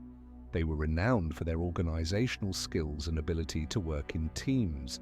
Additionally, the Incas employed methods that took advantage of local natural conditions. For example, they could use water to facilitate the movement of stones by creating temporary channels. This suggests that the Incas did not rely solely on physical strength, but also on intelligent solutions, adapting their technologies to their environment. Considering that the Incas built their structures with consideration for the seismic activity of the region, it can be inferred that they used special methods to ensure the stability of their constructions. For instance, the stones were cut to account for potential vibrations, which explains why the buildings of Sacsayhuaman still stand despite numerous earthquakes. It is also notable that the Incas used not only stones, but also various local materials such as wood and earth in their construction projects, indicating their deep understanding of available resources. They could also adapt their construction methods depending on the type of structure, from fortresses to temples. The building techniques of the Incas laid the foundation for many later cultures, demonstrating that their achievements in architecture and engineering were truly unique compared to other civilizations. These facts highlight how the Incas were able to create such impressive structures in conditions where they had no access to modern technology. Sacsayhuaman remains one of the most famous examples of their skill, showcasing not only their architectural prowess, but also their technical abilities, which continue to puzzle scientists. The Olmec civilization, which existed on the territory of modern Mexico from around 3,000 years before our era to around 900 years before our era, is considered one of the first highly developed cultures in Mesoamerica. It has left the world with numerous unique works of art, among which the colossal stone heads stand out, still causing admiration and raising questions among historians and archaeologists. These heads, made of basalt, reach heights of up to 3 meters and weigh more than 20 tons. Each of them depicts faces, presumably of leaders or important personalities of Olmec society, and each head has unique features, including facial expressions and headdresses, which may indicate the status or role of the depicted person. According to archaeologists, such heads could have served not only as decorative elements, but also had ritual significance, possibly being used in ceremonies or as symbols of power. The first mentions of Olmec head finds date back to the early 20th century, when in 1930 archaeologist Casimiro Lopez discovered several such objects in the San Lorenzo area. In total, more than 7 colossal heads have been found, scattered across several Olmec sites, including La Venta and Tres Zapotes. The study of Olmec heads has opened new horizons for understanding the transportation and processing of such large stone blocks, which is an outstanding achievement for a culture that did not have access to modern technologies. Research shows that for moving the heads, complex systems of rollers and wooden sleds, as well as a large number of people working in teams, were used. This indicates a high level of labor organization in society, where such projects required coordination and planning.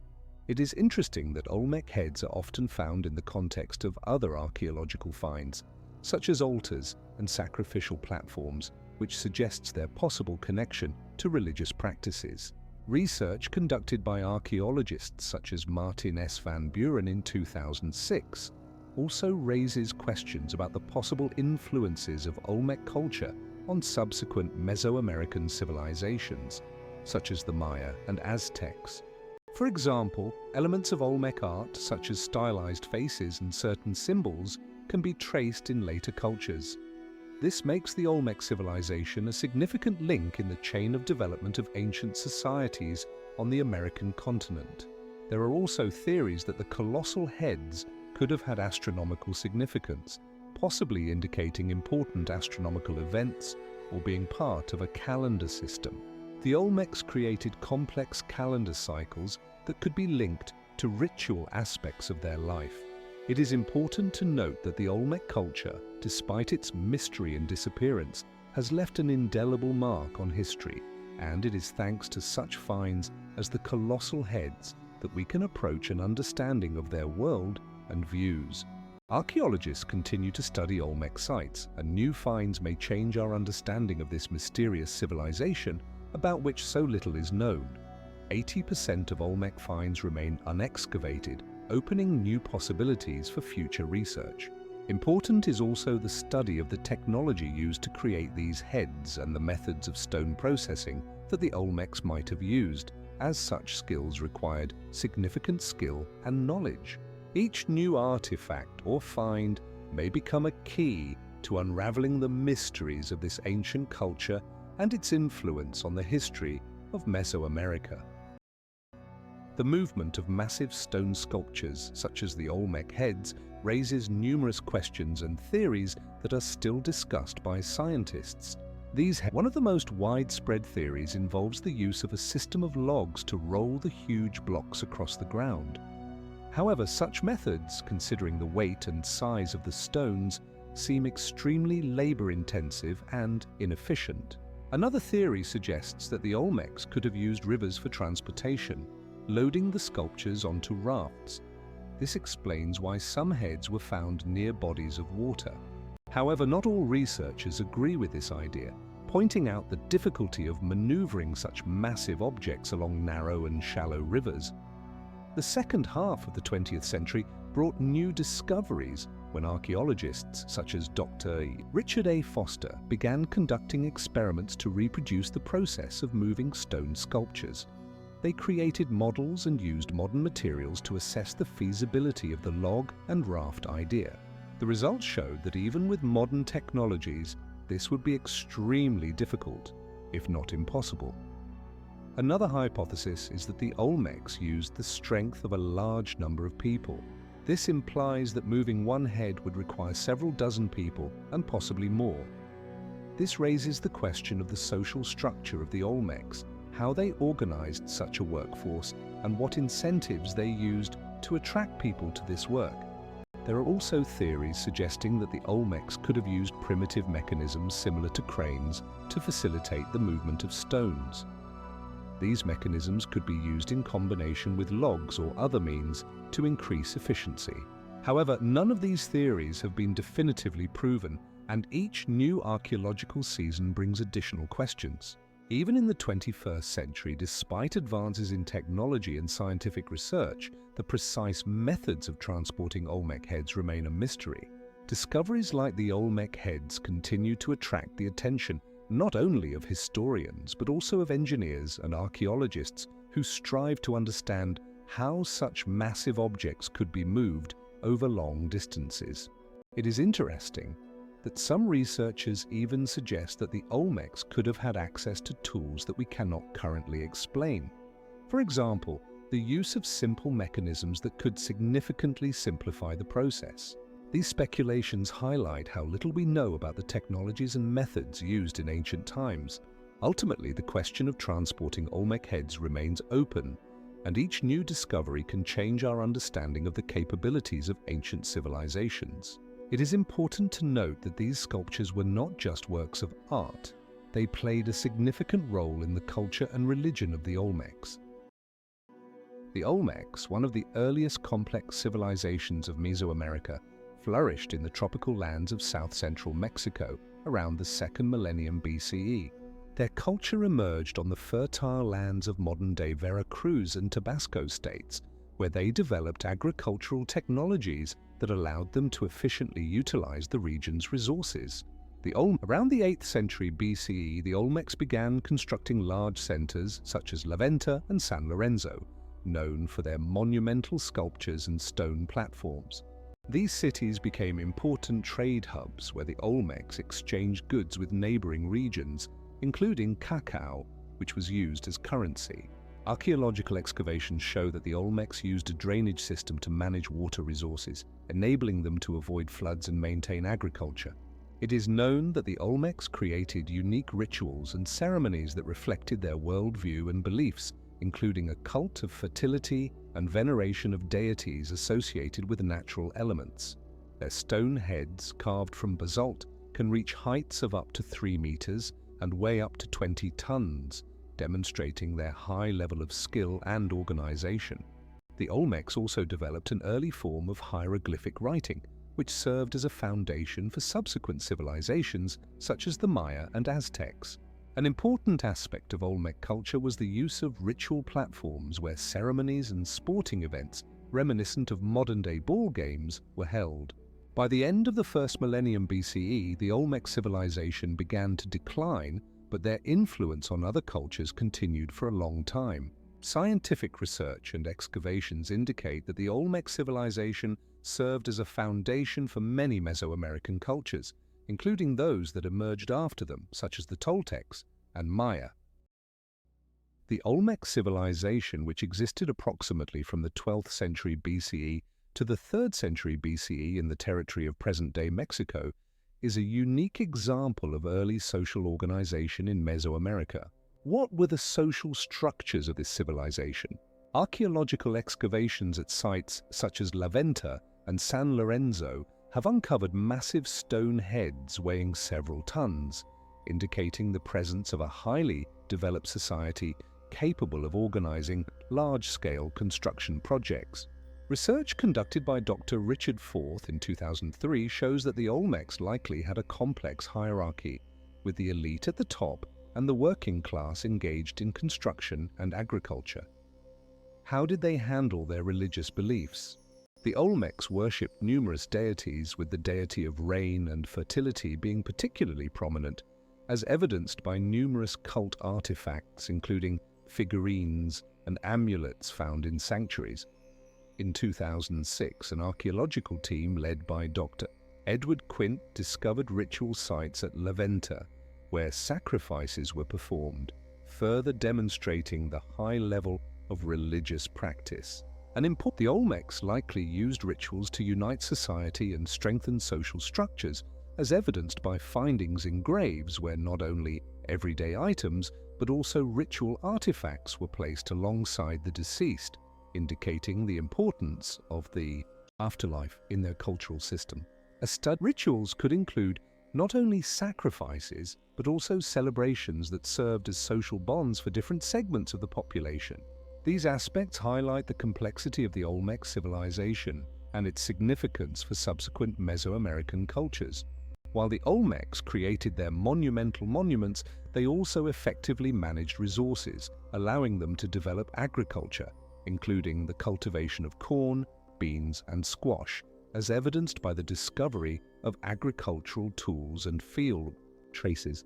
Complex social connections and religious practices of the Olmecs not only shaped their society, but also left a legacy that influenced cultures such as the Maya and Aztecs, who inherited many elements of Olmec tradition, including religious beliefs and architectural styles. These connections underscore the profound impact of the Olmec civilization on the development of the entire region. In particular, their influence on architecture can be traced in styles characteristic of subsequent civilizations, such as the use of massive platforms and pyramidal structures. Olmec heads discovered in Mexico represent some of the most mysterious artifacts of ancient history. These monumental stone sculptures, weighing up to 12 tons and standing up to 3 meters tall, were created between 800 and 300 years before our era. Scholars have proposed several theories about their purpose. One of the most widely accepted hypotheses is that they depict portraits of rulers of the Olmec civilization. Archaeologist Martinez Gonzalez, who specializes in Olmec archaeology, claims that each head could represent a specific ruler, as details such as the shape of the skull, facial expression, and adornments could indicate individual characteristics. These heads are often placed on large bases, which also suggests the status they were given. On the other hand, there is a theory that they served protective functions. Some researchers, such as Dr. José Luis Gallegos, suggest that the heads were installed as guardians, protecting important places like sanctuaries or burial sites. Gallegos argues that such monuments could symbolize power and protection, instilling fear and respect in enemies. Another interesting perspective concerns the symbolic meanings of the Olmec heads. These sculptures could be connected to the religious beliefs of the Olmecs, reflecting their views on life and death. Scholars like Dr. Eliza Castro propose that the heads were part of ritual practices used in ceremonies honoring ancestors or gods. It is also important to note that these sculptures were often placed in strategically significant locations such as city squares and trade centers, emphasizing their importance in Olmec society. Some of the discovered heads show signs of having undergone repeated ritual ceremonies, confirming their cultural significance. Excavations at sites like La Venta and San Lorenzo have revealed that each head could carry not only political but also spiritual significance, reflecting the complex belief system of Olmec society. As a result, Olmec heads remain a significant object of study as they shed new light on this ancient civilization, its religious practices, and social structure. Given the many questions they raise, it is safe to say that Olmec heads continue to attract the attention not only of archaeologists but also of historians and art historians, all seeking to unravel their mysteries. Today, scholars continue to analyze the found artifacts, striving to determine their exact purpose and meaning within the context of Olmec culture.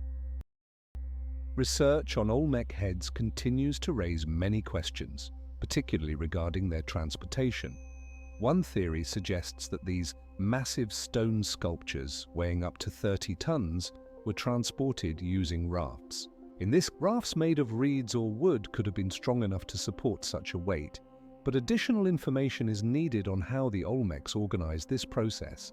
A study conducted in 2005 by archaeologists from the Mexican University showed that some reliefs found in the La Venta region depict scenes that could indicate the use of rafts.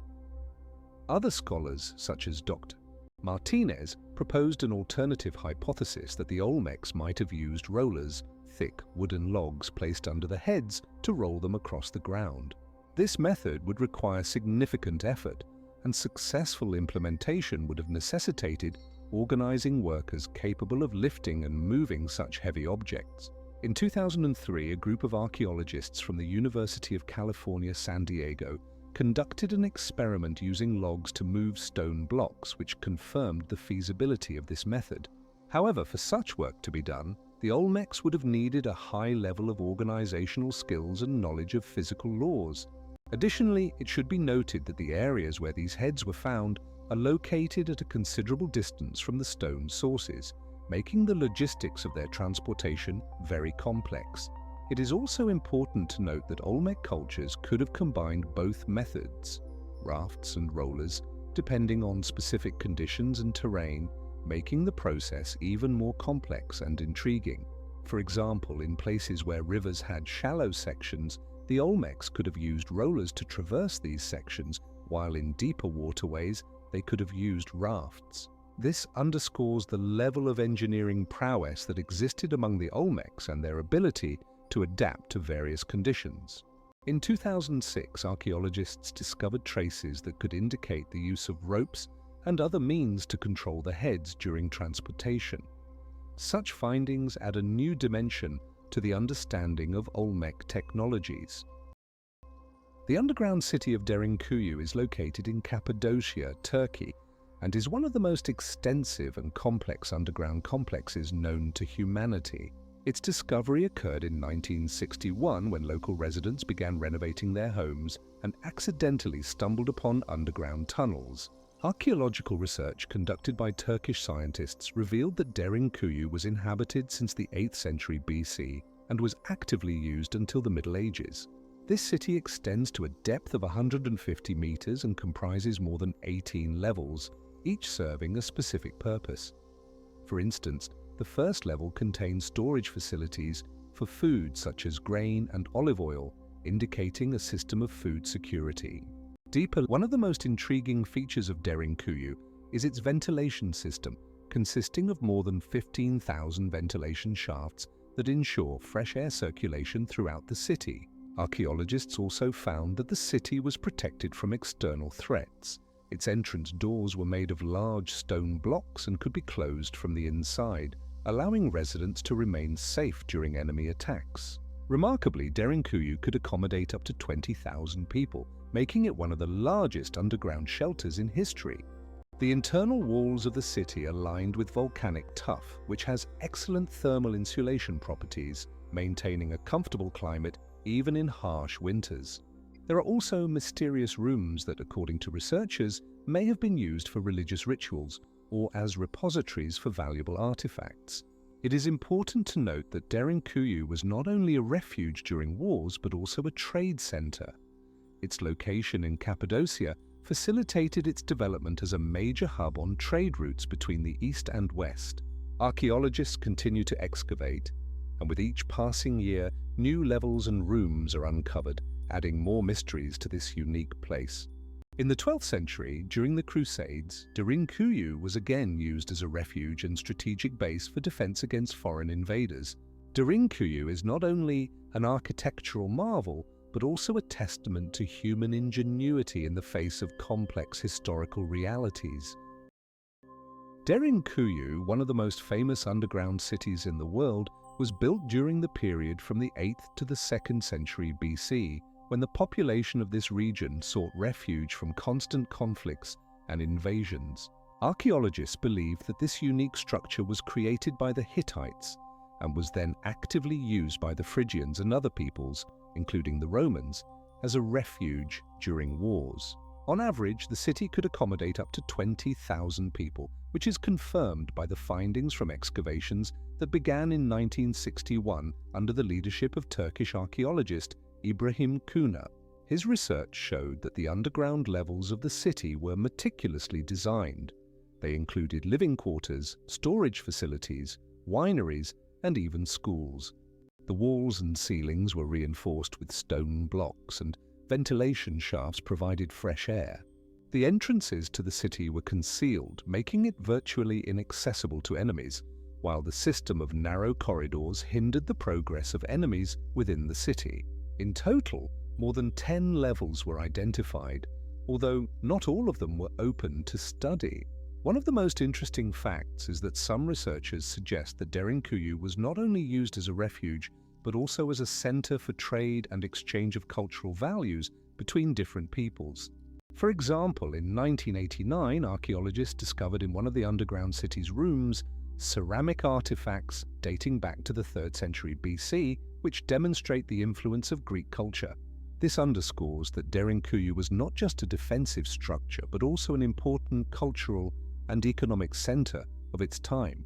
While ordinary people sought refuge from external threats, trade deals were conducted in Derinkuyu, uniting people of different nationalities and cultures. The very fact that such complex systems for ensuring life were developed in conditions of constant threat speaks to the high level of organization and unity of the societies that used this city as a strategic base. It is worth noting that the underground city remained in use until the 10th century AD, when the arrival of Arabs and the advent of a new era made such shelters less relevant. However, Derinkuyu continued to attract the attention of researchers due to its scale and well-thought-out architecture. In 2009, as a result of new excavations, additional passages and rooms were discovered that were previously unknown, opening new horizons for the study of this unique place.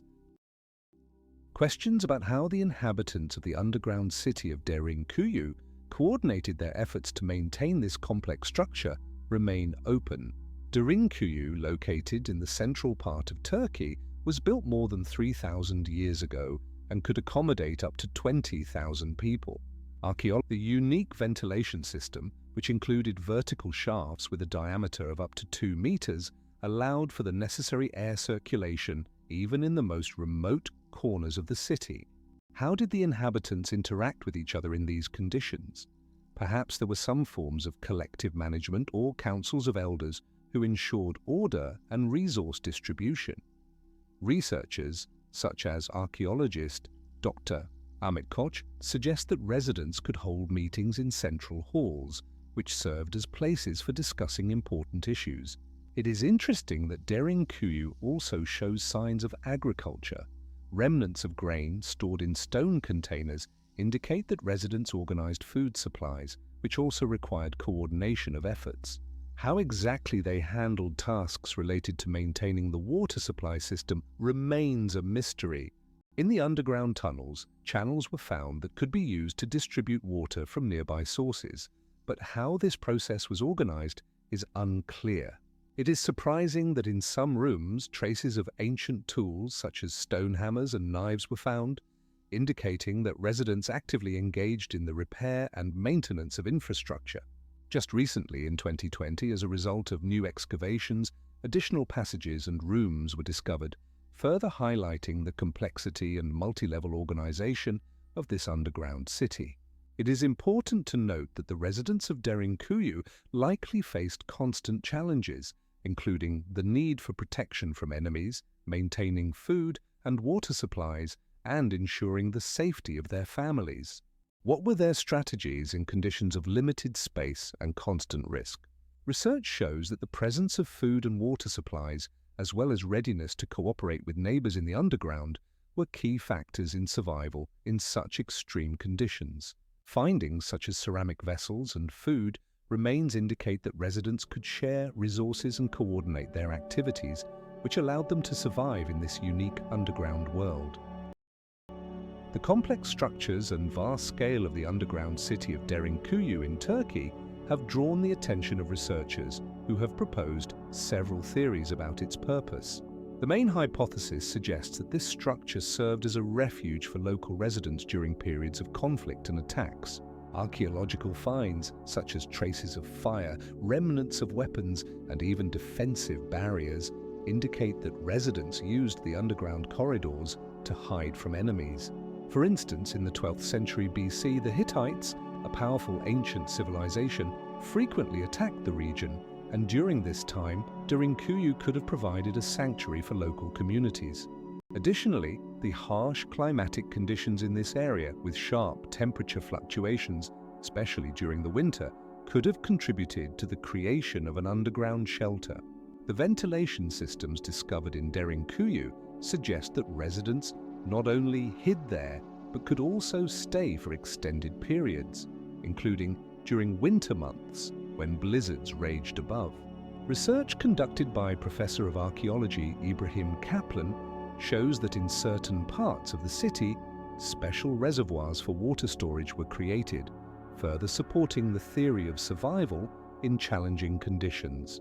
Derinkuyu was found to have over 100,000 square meters of underground spaces, including kitchens and storage areas, indicating that it was a fully functional city where people could live and work in conditions far removed from their usual surface life.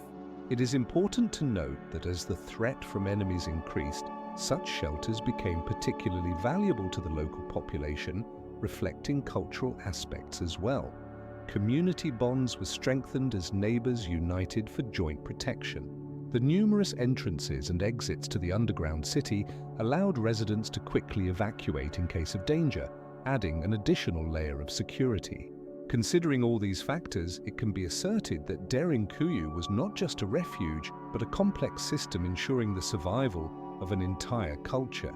Research shows that in different historical periods, it was used not only by local residents, but also by refugees from neighboring regions, confirming its significance as a center of safe refuge in conditions of constant conflicts. The 8 levels of the underground city could accommodate up to 20,000 people, making Derinkuyu one of the largest and most complex underground complexes known today. Archaeologists like Dr. Emre Toprak have also found evidence that religious spaces were organized in the underground areas, which supports the idea that Derinkuyu served not only as a shelter, but also as a significant social and cultural center. These aspects make it unique not only in terms of architecture, but also as a historical object that reflects the complex interactions between people and the environment in which they lived. The map created by Piri Reis in 1521, a work of Ottoman admiral and cartographer Piri Reis, is a remarkable example of cartographic art of its time. This map, drawn on parchment, covers territories from Europe to South America and was one of the first to accurately depict the coast of America.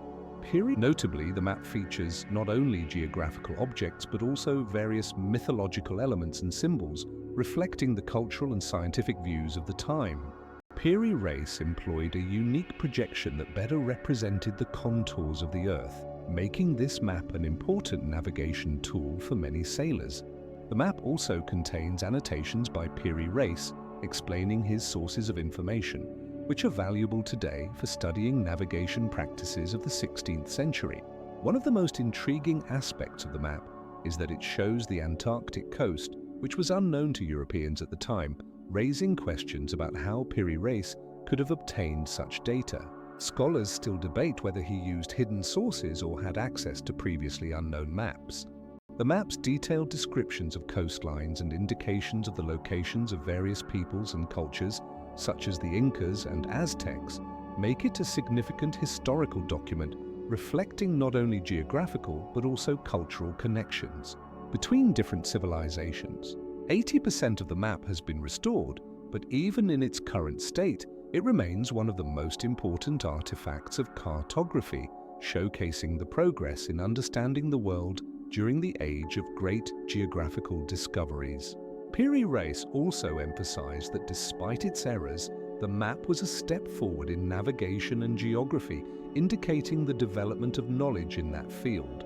Today, the map is housed in the Topkapi Museum in Istanbul and attracts the attention not only of historians, but also of the general public interested in sailing and the discovery of new lands. In the 18th century, it was a subject of study and discussion, and it inspired many other cartographers to create their own maps. The map of Piri Reis, created in 1513, is a unique example of cartography of its time. It is interesting to note that this map not only depicts known lands, but also outlines that, according to some researchers, may indicate the coastline of Antarctica without ice cover. This theory emerged in the mid-20th century thanks to the work of American historian Charles Hapgood, who in his book Earth's Magnetic Fields and Ancient Maps proposed that the map could be based on earlier sources that depicted lands that were open before the Ice Age. Hapgood suggested that between the 10th and 11th millennia BC, when sea levels were significantly lower, part of Antarctica could have been outside the water, and maps like the Piri Reis map could have preserved these images.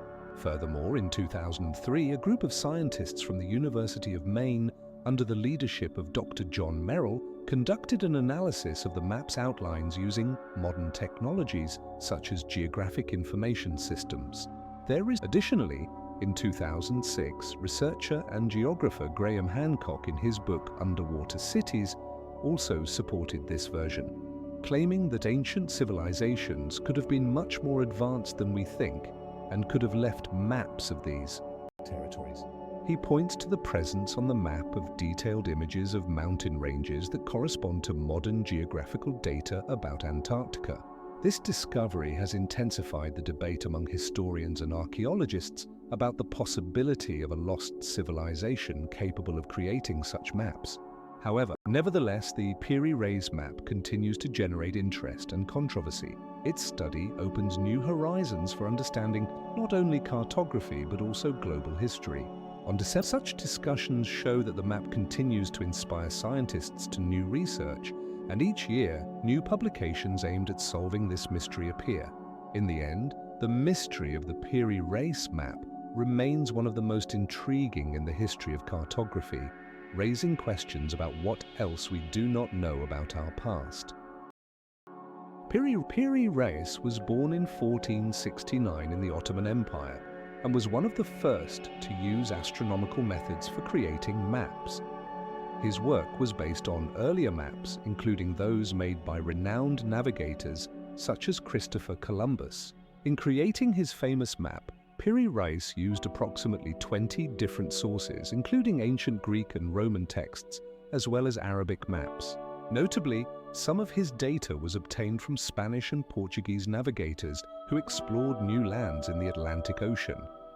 This indicates that Piri Reis had access to information that many of his contemporaries could not even imagine. The map depicts the western coast of Africa, the coast of South America, and even some details that suggest Antarctica, although its discovery would not occur for several centuries. Notably, the map not only features geographical objects but also various mythical creatures and events, adding historical context. In one of the inscriptions on the map, he mentions that he drew it based on his observations during his sea voyages, making his work unique. This discovery became the basis for numerous studies aimed at deciphering and interpreting the information contained on the map. Piri Reis was able to create a map that not only reflected geographical reality, but also served as a significant source for further research in marine navigation and cartography. It is important to note that his work was recognized both in his time and later, as researchers began to appreciate the significance of his contribution to the development of geographical science. As a result, Piri Reis's map became not only a cartographic masterpiece but also a cultural artifact that continues to generate interest and debate among historians and scholars. How could the map of Piri Reis be composed with such high precision? This is a question that has troubled the minds of many historians and cartographers. Piri Reis, an Ottoman admiral and cartographer, created his famous map in 1534. Research shows that for its creation, he used not only his own observations but also ancient maps that could have belonged to great explorers like Christopher Columbus and other sailors. For example, the map shows details of the coastal line of South America and even some characteristics that were not known in Europe at the time. Some historians suggest that Piri Reis had access to maps based on ancient Greek and Roman sources, such as the works of Eratosthenes and Ptolemy. These maps likely contained more accurate geographical data than what was known in his time, It is also worth noting that Piri Reis used a projection system that allowed him to minimize distortions when depicting large areas. This projection system could have been based on methods used in Arabic cartography, which confirms the exchange of knowledge between cultures. Moreover, his map includes not only the coasts of America but also parts of Africa and Europe, indicating a broad perspective and high level of knowledge of the cartographer. Scholars like Professor Halil Inalcik emphasize that the precision of Piri Reis's map can also be explained by the fact that many sailors of that time used navigational instruments such as the astrolabe and the sextant. These instruments allowed them to determine latitude and longitude with an accuracy of several degrees. As a result, Piri Reis could gather data on maritime routes and depths with the help of experienced sailors. Furthermore, his method included recording oral traditions and observations, which also contributed to the accuracy of the maps. For example, in his notes, he mentions that certain features of the landscape were described by local residents, which could provide additional information about unfamiliar lands. All this raises the question of how diverse the sources of information were, and how widely geographical knowledge was spread in the Ottoman Empire in the 16th century. In this context, it is worth noting that Piri Reis's map is not the only work indicating the high level of cartographic knowledge of the time. Another such map is the Map of the Wooden Ship, created in 1532, which also contains detailed information about coastlines. These parallels highlight the importance of cultural exchange and scientific progress in the fields of navigation and cartography during that period. It is important to note that each detail on the map of Piri Reis serves as evidence of how diverse and deep the geographical understanding was during the era of great discoveries. The map researchers such as Professor John Hodgson assert that Piri Reis used numerous maps and texts available to him in the Ottoman Empire, including works by Greek and Arab geographers. For example, many elements of the map can be compared with the works of Claudius Ptolemy, who lived in the 2nd century AD and created his famous maps based on observations and research from the ancient era. However, not only ancient sources were the basis for this map, Piri Reis also drew information from maps created by earlier European explorers, such as Christopher Columbus, whose discoveries in the New World caused a sensation in scientific circles. Some researchers point out that Piri Reis could have used oral traditions and stories of sailors who traveled to distant lands, adding a living knowledge element to his work. Moreover, the map includes images of various animals and plants, indicating that Piri Reis was not only a cartographer, but also an observer who sought to capture the real world around him. It is worth noting that the map also contains distorted representations of some regions, highlighting the complexity of knowledge transfer in conditions of limited information access and rapidly changing political situations.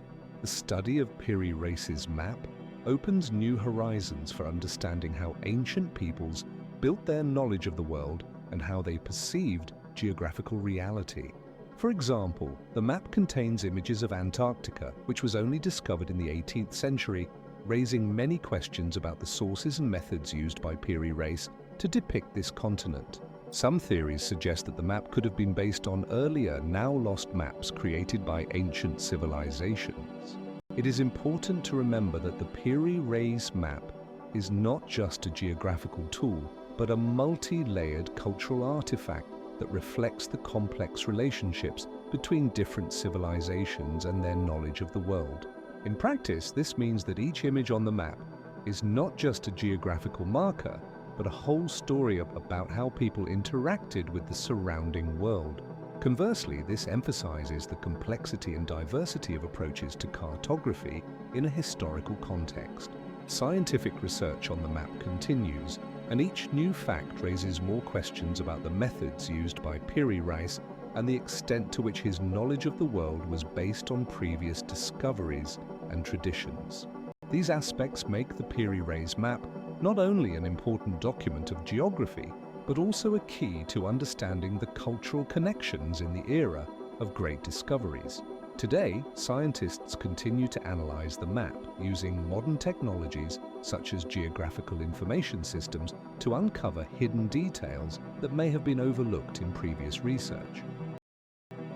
The Etruscan civilization, which existed on the territory of modern Italy from the 9th century BC to the 1st century BC, is one of the most mysterious cultures of antiquity.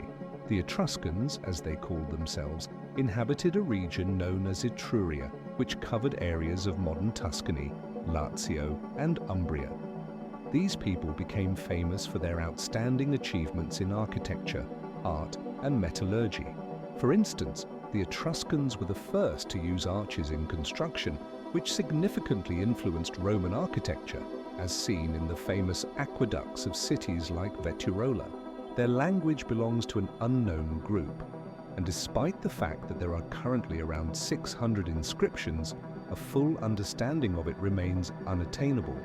The Etruscans used an alphabet borrowed from the Greeks, indicating their active trade relations with Greece. Specifically, Etruscan inscriptions have been found on tombs, suggesting that they practiced complex burial rituals, including the creation of elaborately decorated tombs like those found in Valdichiana and Tarquinia.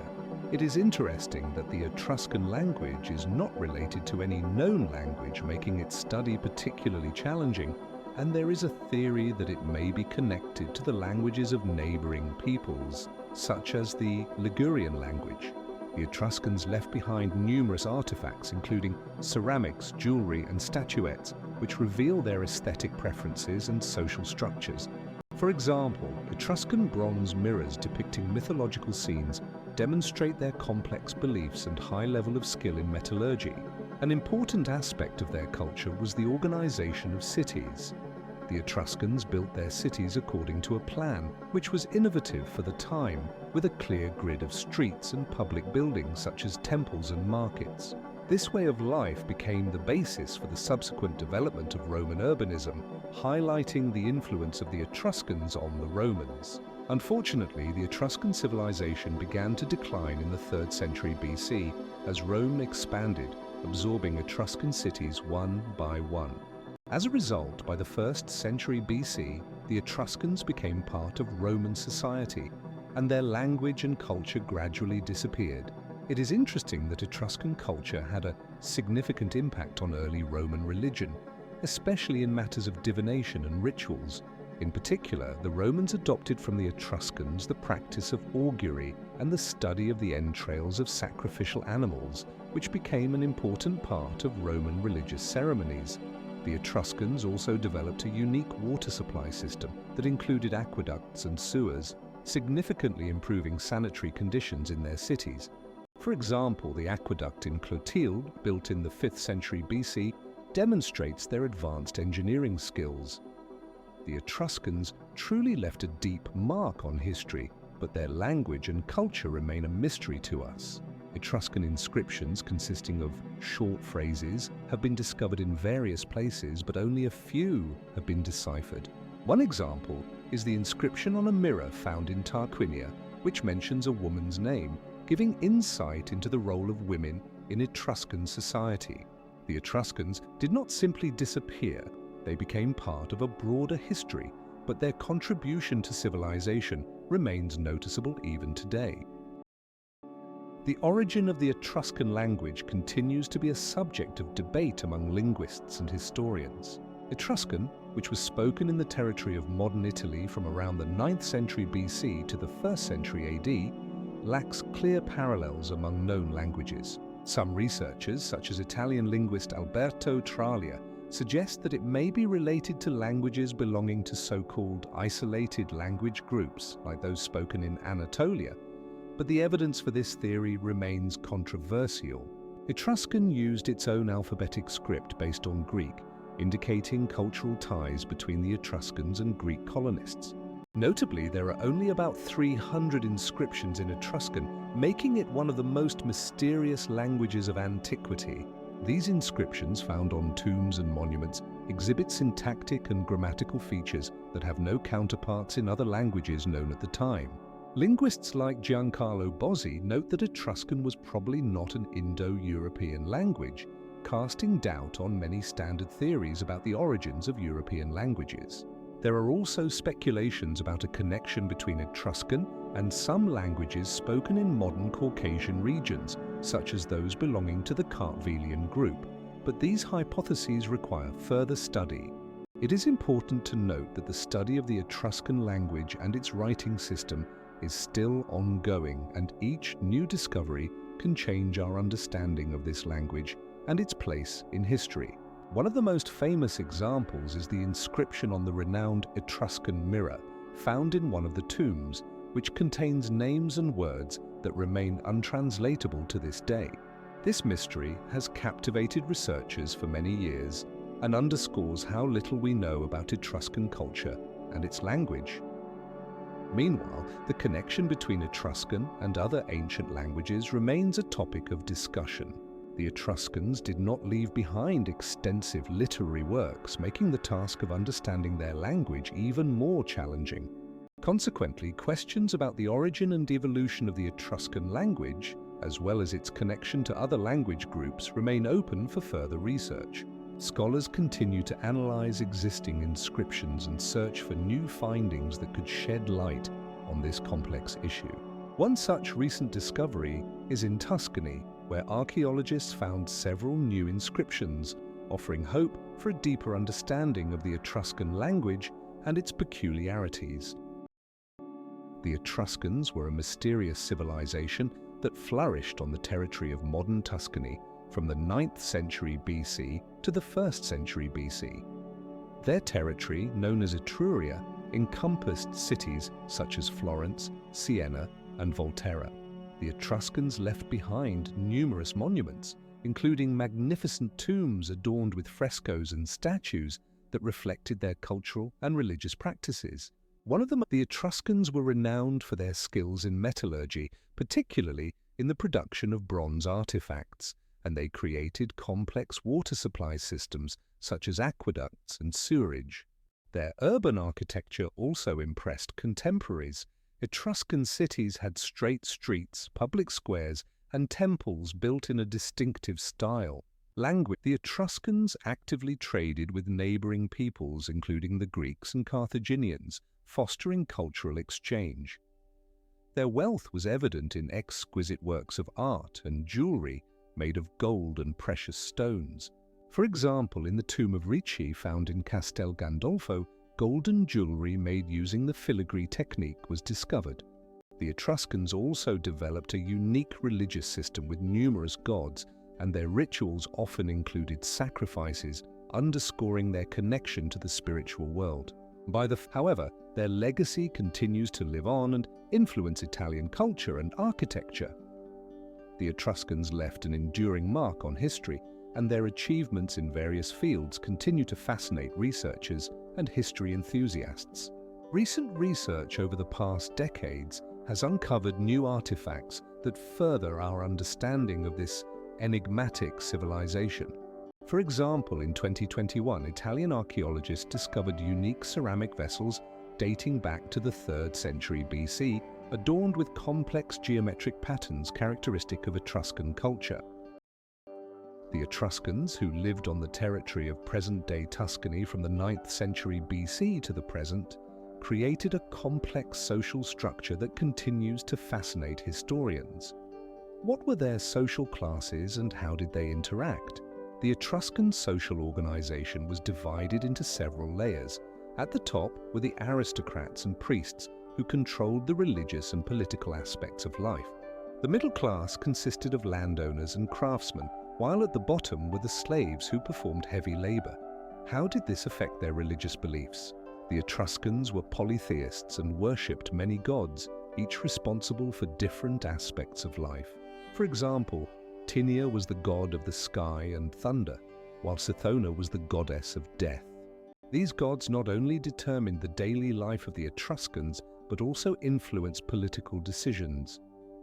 The most important religious practices included sacrifices and divinations performed by priests who interpreted omens. Their belief in an afterlife was so profound that they built elaborate tombs, some of which depicted scenes from everyday life, indicating that they sought to preserve their status even after death. For example, in the tomb in Tarquinia, frescoes were found depicting feasts and dances, which suggests the importance of social life even beyond earthly existence. How is this related to their architectural achievements? The Etruscans built temples and cities using arches and vaults, which became the basis for the further development of Roman architecture. Their ability to create complex structures and use high-quality materials demonstrates their advanced engineering knowledge.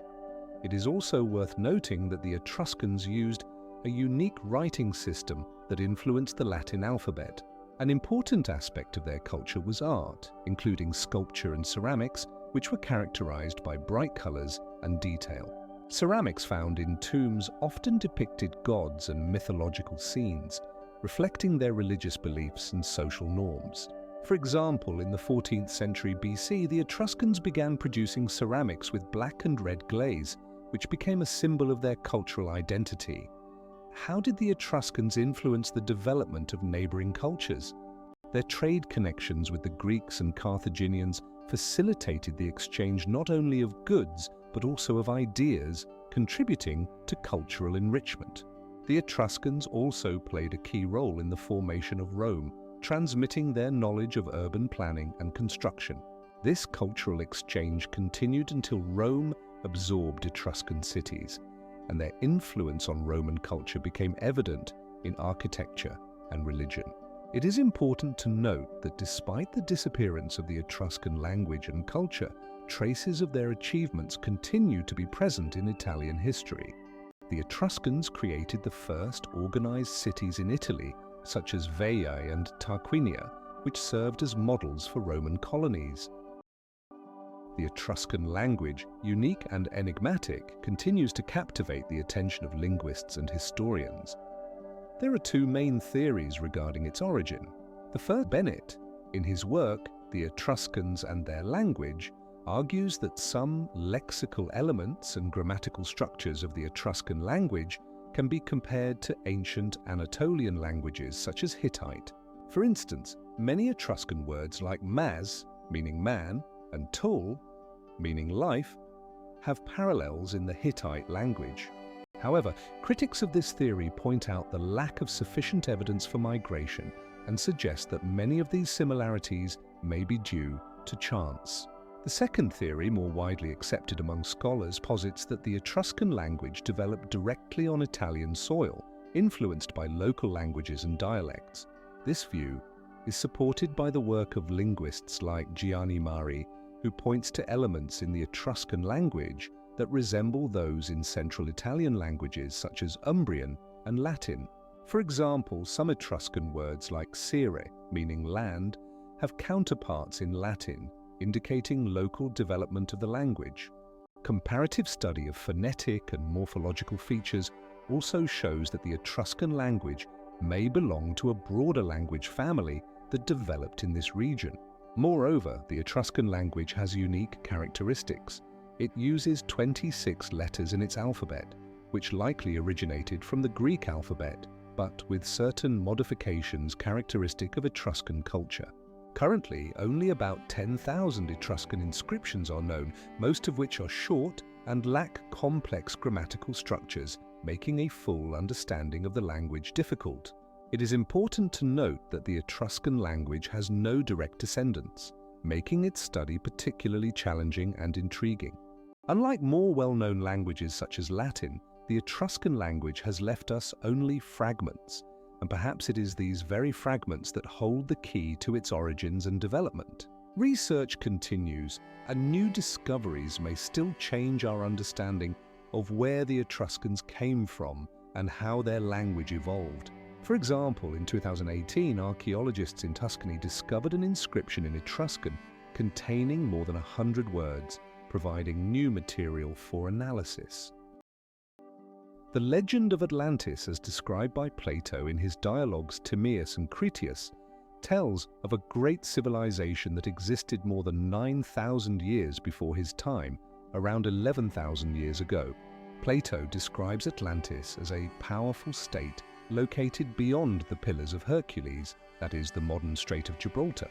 According to his account, Atlantis had abundant resources, magnificent temples surrounded by green gardens, and impressive canals that connected different parts of the island. As a result, according to the legend, Atlantis was swallowed by the sea in one night and one day.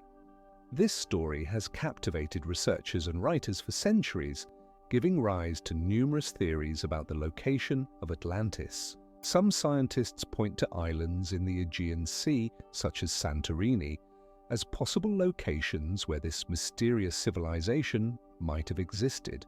Other researchers draw attention to archaeological findings in the Caribbean Sea, suggesting that Atlantis could have been connected to the Taino culture. The legend of Atlantis not only serves as an inspiration for writers and philosophers, but also has prompted a deeper study of ancient civilizations and their possible interactions. It has been criticized by historians who consider it a myth created to illustrate moral lessons about arrogant people who forget their duties. Nevertheless, Atlantis continues to be one of the most discussed topics in popular culture, inspiring films, books, and even scientific research. Scientific works on Atlantis include the research of Richard Freeman and his book Atlantis, The Birth of a Myth, where he analyzes various interpretations of this legend in the context of historical events. Additionally, in 2003, archaeological excavations on the island of Crete uncovered traces of an ancient civilization that some researchers link to the myth of Atlantis, including remnants of a complex water supply system and architecture. The legend of Atlantis has become a symbol of a lost civilization that, as some claim, could have anticipated many aspects of modern society, including technologies and social structures. For instance, the Greek historian and archaeologist Graham Hancock, in his book The Lost Continent, proposed that Atlantis could have been located on Crete, where the ancient Minoan civilization once thrived, known for its advanced technologies and architecture. The Minoans built palaces with plumbing and sewage systems, which could have been a precursor to the technologically advanced culture described by Plato. Other researchers point to the Caribbean basin, claiming that Atlantis was located on the Bahamas, particularly on the island of Bimini. In 2005, the renowned archaeologist and researcher Ronald Edwards asserted that underwater structures found in this area could be remnants of ancient buildings. The Atlantic Ocean is not without its theories either. Some scientists, such as Professor Benjamin Smith of New York University, suggest that Atlantis could have been situated on a sunken continent that once connected Europe and America.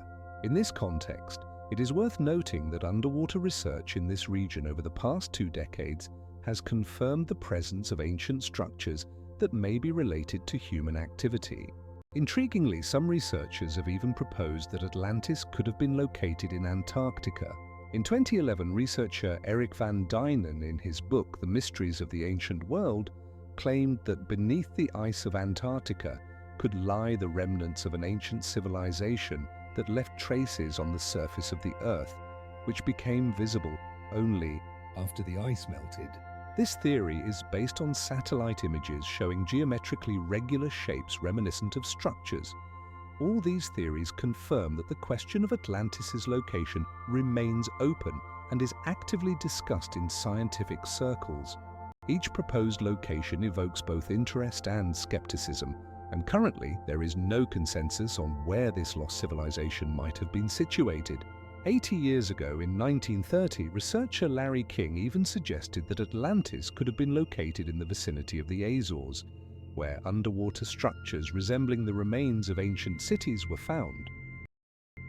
The legend of Atlantis traces its origins to the works of the ancient Greek philosopher Plato, who first mentioned this mythical continent in his dialogues Timaeus and Critias, written around 390 years before our era.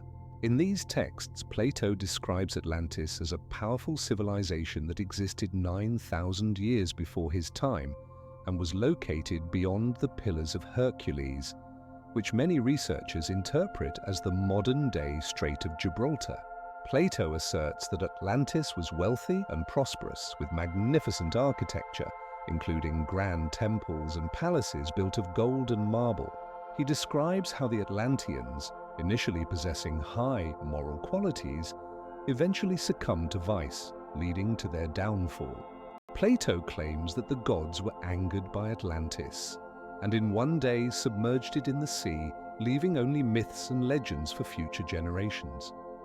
These tales of the lost continent have inspired many researchers and writers throughout the centuries.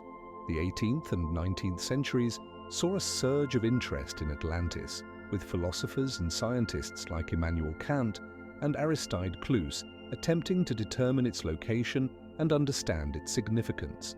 Various theories exist about where Atlantis might have been located, including the Spanish islands, the Caribbean, and even Antarctica.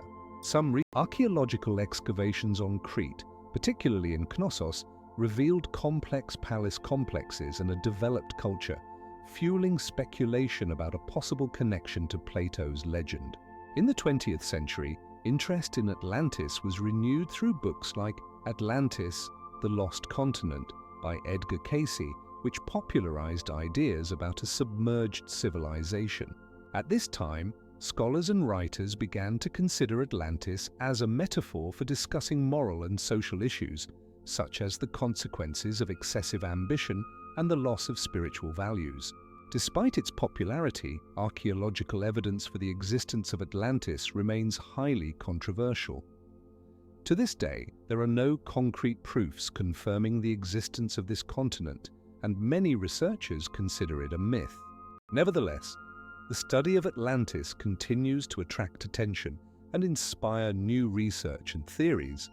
Notably, in the year 2000, a group of archaeologists led by Dr. John Hancock discovered underwater structures off the coast of Cuba which are believed to have been part of a submerged city, reigniting debates about the existence of Atlantis. Does Atlantis truly exist, or is it merely a philosophical allegory created by Plato in his dialogues Timaeus and Critias around 300 years before our era? This question has intrigued researchers and history enthusiasts for centuries. Plato described Atlantis as a powerful civilization that existed 9,000 years before his time on a vast island located beyond the Pillars of Hercules, modern-day Gibraltar. According to him, Atlantis was more advanced than any known state, with magnificent architecture, developed agriculture, and even a naval fleet. However, due to moral decay, the civilization sank beneath the waves in a catastrophic earthquake and flood. But what do archaeology and historical research tell us? The 18th and 19th centuries saw a surge of interest in the myth of Atlantis, as researchers actively sought evidence of its existence. For instance, in 1866, Scottish historian and writer James Macpherson proposed that Atlantis might have been located in the territory of modern-day Scottish Highlands. He based his theory on archaeological finds and geological data, but his hypothesis was not confirmed. In the early eruption of the volcano Santorini around 1600 BCE, however, some scholars, such as Professor Klaus Schmidt, argue that the lack of specific archaeological evidence supports the idea that Atlantis was more of an allegory than a historical reality. Meanwhile, other researchers continue to explore various regions, from the Caribbean Sea to the Mediterranean, in search of remnants of a submerged civilization. For example, in 2020, researchers discovered underwater ruins in Egypt that might be related to ancient myths about lost cities. Each new discovery raises more questions than answers, and the debate about whether Atlantis was a real place or a philosophical concept continues. 80% of the ocean remains unexplored, and our understanding of what lies beneath the waves is still superficial. For instance, he mentions impressive structures such as temples built from white and black marble, as well as complex irrigation systems and aqueducts that could provide water even during droughts. This suggests that the inhabitants of Atlantis had access to advanced technologies and knowledge that were unavailable to other civilizations of the time. But where could they have obtained these? In historical context, were there other cultures that could have influenced the Atlanteans? For example, archaeologists like Sir Arthur Evans discovered the ruins of Minoan palaces that demonstrate advanced architectural solutions and could serve as prototypes for the structures described by Plato. This raises the question, could the Atlanteans have had connections with the Minoans, or even borrowed ideas from them? Furthermore, many researchers point out possible parallels with other ancient cultures, such as the Egyptians, who built their magnificent pyramids using advanced technologies. The Great Pyramid of Giza, for example, stands at 146 meters tall and required significant engineering knowledge and labor. These parallels suggest that Atlantis could have been not just a unique phenomenon, but part of a broader network of civilizations that exchanged knowledge and technologies. This also explains why Plato described the Atlanteans as a people who lived in a golden age, a time of peace and prosperity. However, despite all these theories, there are no concrete evidence of Atlantis's existence. 80% of the ocean remains unexplored, and perhaps in its depths lie answers to questions that have remained unanswered. Moreover, scientists like Professor Kenneth Fedd study various geological and archaeological data to determine if catastrophes such as tsunamis or earthquakes could have played a role in the disappearance of this mysterious civilization. It is important to note that even if Atlantis did not exist in the form described by Plato, the myth of it inspired numerous cultures and became a symbol of a lost world that continues to captivate the imagination of people around the world. Scientific research and archaeological discoveries may one day shed light on this enigma. In the end, myths and legends often have a historical basis, and each new fact can bring us closer to solving this ancient mystery. At present, however, we can only speculate about the possible reasons for the prosperity and disappearance of Atlantis. The stone spheres of Costa Rica, known as the Stones of Costa Rica, are one of the most enigmatic archaeological objects on the planet. The first mentions of them appeared in the early 20th century, when, in 1906, scientist and archaeologist Christopher Hale conducted a study and described the findings in his report. Today, more than 300 spheres are known, each made from local granite that has been meticulously worked. Scientists believe that the creation of these objects may have begun during the period between the 13th and 16th centuries AD, when various cultural groups such as the Wild People, Suba, and Nicoyan inhabited the territory of Costa Rica. Some of the spheres have a perfect circular shape, which raises questions about how the ancient inhabitants could achieve such a high degree of precision in stonework. In 1958, when the Costa Rican government began construction of a road, workers accidentally discovered several spheres, leading to large-scale archaeological excavations. During these excavations, other artifacts, such as ceramics and tools, were also found, providing scientists with a better understanding of the life and culture of ancient peoples. It is interesting to note that some spheres were found near burial mounds and ancient settlements, which may indicate their significance in ritual practices. Additionally, it is hypothesized that these stone objects could have served as markers, designating important places or territorial boundaries. In 1993, Costa Rica officially recognized the stone spheres as a national cultural heritage, thereby attracting the attention of tourists and researchers from around the world. Despite numerous studies, many aspects of their origin and purpose remain subjects of debate among scientists. Some argue that the spheres could have been created using simple tools, such as wooden hammers, while others maintain that more advanced technologies were required for their processing. In 2000, researcher David Staley of the University of California, Santa Barbara conducted a series of experiments to reproduce the process of creating spheres, and his findings confirmed that stoneworking required significant skills and experience. Each new fact discovered brings us closer to understanding how ancient peoples could create such extraordinary artifacts, but many questions still await their answers. Furthermore, the stone spheres of Costa Rica attract not only archaeologists but also tourists eager to see these unusual creations of nature and human ingenuity. One of the most prevalent theories suggests that these spheres held symbolic significance for local tribes, such as the Depicts people, who inhabited the region from the 13th to the 16th century. Archaeologists like D.W. Stewart proposed that the spheres served as symbols of power and status, marking boundaries between different tribes or serving as sites for rituals.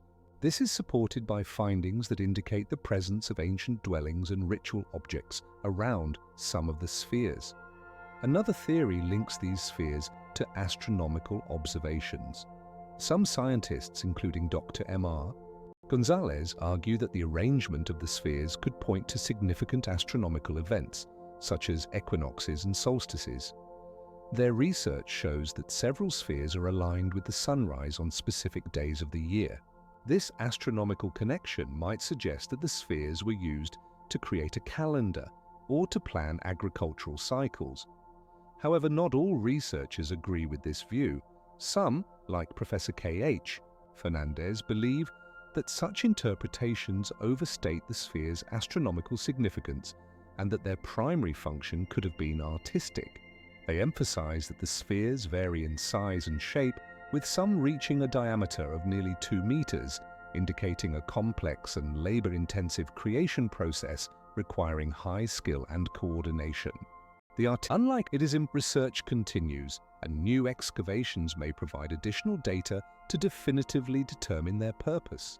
In the 21st century, scientists continue to use modern technologies such as ground-penetrating radar and laser scanning to create detailed maps of the sphere's location and structure. For example, in 2020, a research group from Costa Rica conducted a comprehensive scan of the area near Cueva de los Sombreros and discovered several previously unknown spheres, providing new insights into possible connections between different structures. Complex research and new discoveries can change our understanding of these enigmatic objects and their place in the history of Costa Rican culture. The first ones were found in 1936 in the valley of Turrialba, near the city of Espavara, when workers stumbled upon large round stones that caught the attention of local authorities and scholars. In 1940, Costa Rican archaeologist and researcher Dr. Stephen P. Moss began systematic study of these spheres, documenting their location and size. He found that most were concentrated in specific geographical zones, suggesting a connection to ancient cultic practices. Over 300 spheres were discovered, many of which were grouped together, raising questions about their purpose and significance. Scientists proposed various theories, from their use as markers for rituals to their role in delineating agricultural lands, and even a connection to astronomical observations.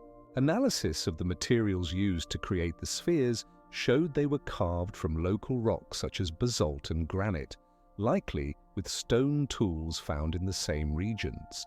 In the 1960s, the spheres were officially recognized as a national monument of Costa Rica, attracting more attention from scholars and tourists. They became a subject of study for many archaeologists and historians, trying to understand their origin, purpose, and role in the lives of ancient inhabitants. One of the most renowned archaeologists studying these spheres was Dr. Frank S. Coston, who published a comprehensive report in 1983, suggesting that the spheres were likely the result of a long process of cultural and social development among the communities living in the area. He also noted that many spheres were damaged or destroyed due to agricultural activities, underscoring the need to protect these archaeological treasures. Since then, numerous new hypotheses have been proposed regarding the purpose of the stone spheres, including their use as ritual objects or symbols of power. In 2001, an international conference on the study of stone spheres was held in Costa Rica, where scholars from around the world discussed their findings and theories. This event drew public attention and helped increase interest in Costa Rica's history, culture, and archaeological heritage. The stone spheres continue to be a subject of debate and research, with each new discovery revealing more about their significance and place in the history of the Costa Rican people. Many spheres are now on display in museums, such as the Gold Museum in San Jose, where they can be seen and studied in the context of the advanced culture that once existed in these territories. How these mysterious objects known as Costa Rican stone spheres were discovered in the 20th century, and their origin continues to raise many questions. The spheres range in diameter from 10 centimeters to 2.5 meters and can weigh up to 6 tons. The most notable finds were made in the area of Guayabo de Turrialba, where archaeologists such as Ronald S. Johnson in the 1960s discovered more than 300 such objects scattered across the landscape. The spheres were made from various types of stone, including granite and basalt, and their creation required a high degree of skill and technical knowledge. Research shows that to achieve perfect symmetry, the craftsmen used a visual check method, which required significant experience and skill. It is interesting that some spheres were found near ancient settlements, which may indicate their ritual or symbolic significance for the local inhabitants. Meanwhile, some archaeologists suggest that the spheres could have been used as territorial markers or to indicate important places. Existing hypotheses about the purpose of the stone spheres range from ritual objects to simple symbols of status, opening new avenues for further research. It is worth noting that despite numerous finds, none of the spheres has a clear indication of their function, adding to the enigma of this already mysterious cultural heritage of the region. Finally, according to research published in the journal Ancient Mesoamerica in 2018, none of the spheres was found with inscriptions or images, making their interpretation even more complex. One of the earliest theories was proposed by archaeologist Dr. Ronald. However, this theory was not supported by sufficient evidence, and many scientists began to consider alternative methods. In particular, the use of heavy hammers made of harder materials allowed for the creation of stone spheres by striking softer materials like basalt. Such hammers could weigh up to 10 kilograms. Archaeologist Benjamin Vergara in 2017 proposed that chiseling with sharp tools could be more effective, as it allowed for the creation of more precise shapes. He also noted that some spheres have characteristic tool marks which confirm the use of chiseling. Grinding was also not overlooked. In 2015, a group of researchers led by Dr. José López discovered that some spheres were processed using abrasive materials such as sand and small stones, which allowed for a smooth surface. This suggests that the process of creating stone spheres was complex and multifaceted, combining several technologies and approaches. Some researchers claim that achieving the final form could have required dozens of hours of work. For example, a sphere with a diameter of about 1 meter could have been created in 4 weeks with constant work. Despite the variety of methods, none of them can fully explain how and why these spheres were created. It is interesting that most spheres were found in an area more than 100 kilometers from the coast, which raises questions about their purpose and use. Some researchers suggest that the spheres might have played a role in ritual practices, while others consider them simply as symbols of status. In 2019, during excavations in the Sierra de la Luna area, fragments were found that could belong to larger spheres, adding even more questions to the puzzle. The hypogeum of Hal Saflieni on Malta is a unique underground complex that was carved into limestone over 5,000 years ago, around 3,000 years before our era. It is what the walls are adorned with intricate reliefs depicting human figures and animals, as well as mysterious symbols that remain uninterpreted. Inside, ceramic vessels decorated with characteristic patterns of the period and artifacts indicating the presence of rituals were also found. For example, in 2003, during excavations, fragments of unusual musical instruments were discovered, which may have been used during rituals. The hypogeum of Hal Saflieni was accidentally discovered in 1915 during construction, and its discovery was a sensation. The internal rooms of the hypogeum have unique acoustics, which confirms that important ceremonies could have been held there. For instance, in one of the halls, it was recorded that sound could reflect in such a way as to create an effect of polyphony. Research suggests that this could be related to ritual practices conducted in this sanctuary. In 2018, a team of archaeologists led by Dr. Paula, for example, traces of sacrifices were found, indicating complex rituals that could have been part of the life of this society. The research shows that such a level of architectural thought was rare for the time, raising questions about who these builders were, possessing such knowledge and skills. Hal Saflieni remains a mystery, and each new discovery only adds more questions about how this complex functioned and what role it played in the life of the ancient Maltese. At the beginning of the 20th century, in 1906, the archaeological fate of Hal Saflieni changed due to a chance discovery. Work at this discovery marked the start of a long journey of studying one of the most mysterious ancient sites. The first excavations were conducted by the Maltese archaeologist Domenico Maggiolo, who quickly realized the significance of the place. Over the following years, several levels of the underground complex were explored, each more impressive than the last. The hypogeum consists of 3 main levels, carved into soft limestone. In 1909, Domenico Maggiolo presented his findings at an exhibition in London, which drew the attention of the international scientific community to this unique object. As a result, in 1979, the hypogeum of Hal Saflieni was inscribed on the UNESCO World Heritage List, confirming its significance as a cultural and historical monument. However, for instance, there is still no consensus on the specific rituals for which the hypogeum was used and its connection to other well-known sites, such as the Mnasdra temple complex nearby. Despite numerous theories, from ancestor cults to fertility rituals, the exact functions of the hypogeum remain a topic of discussion. Research continues, and each new discovery can change our understanding of this unique monument. In recent years, scholars have begun using modern technologies, such as 3D scanning and radar tomography, which open new prospects for the study of underground structures that were previously beyond reach. The hypogeum of Hal Saflieni, located on Malta, is one of the most enigmatic ancient sites. Its construction dates back to around the 33rd century BCE and is a subterranean complex carved into soft limestone. However, the presence of numerous fragments of ritual vessels and statuettes also suggests a ritual significance, leading researchers like Dr. Richard Mayo and Dr. Marianne. For example, in one of the halls, traces of burning and remnants of sacrifices were found, which could indicate ritual practices related to death and the afterlife.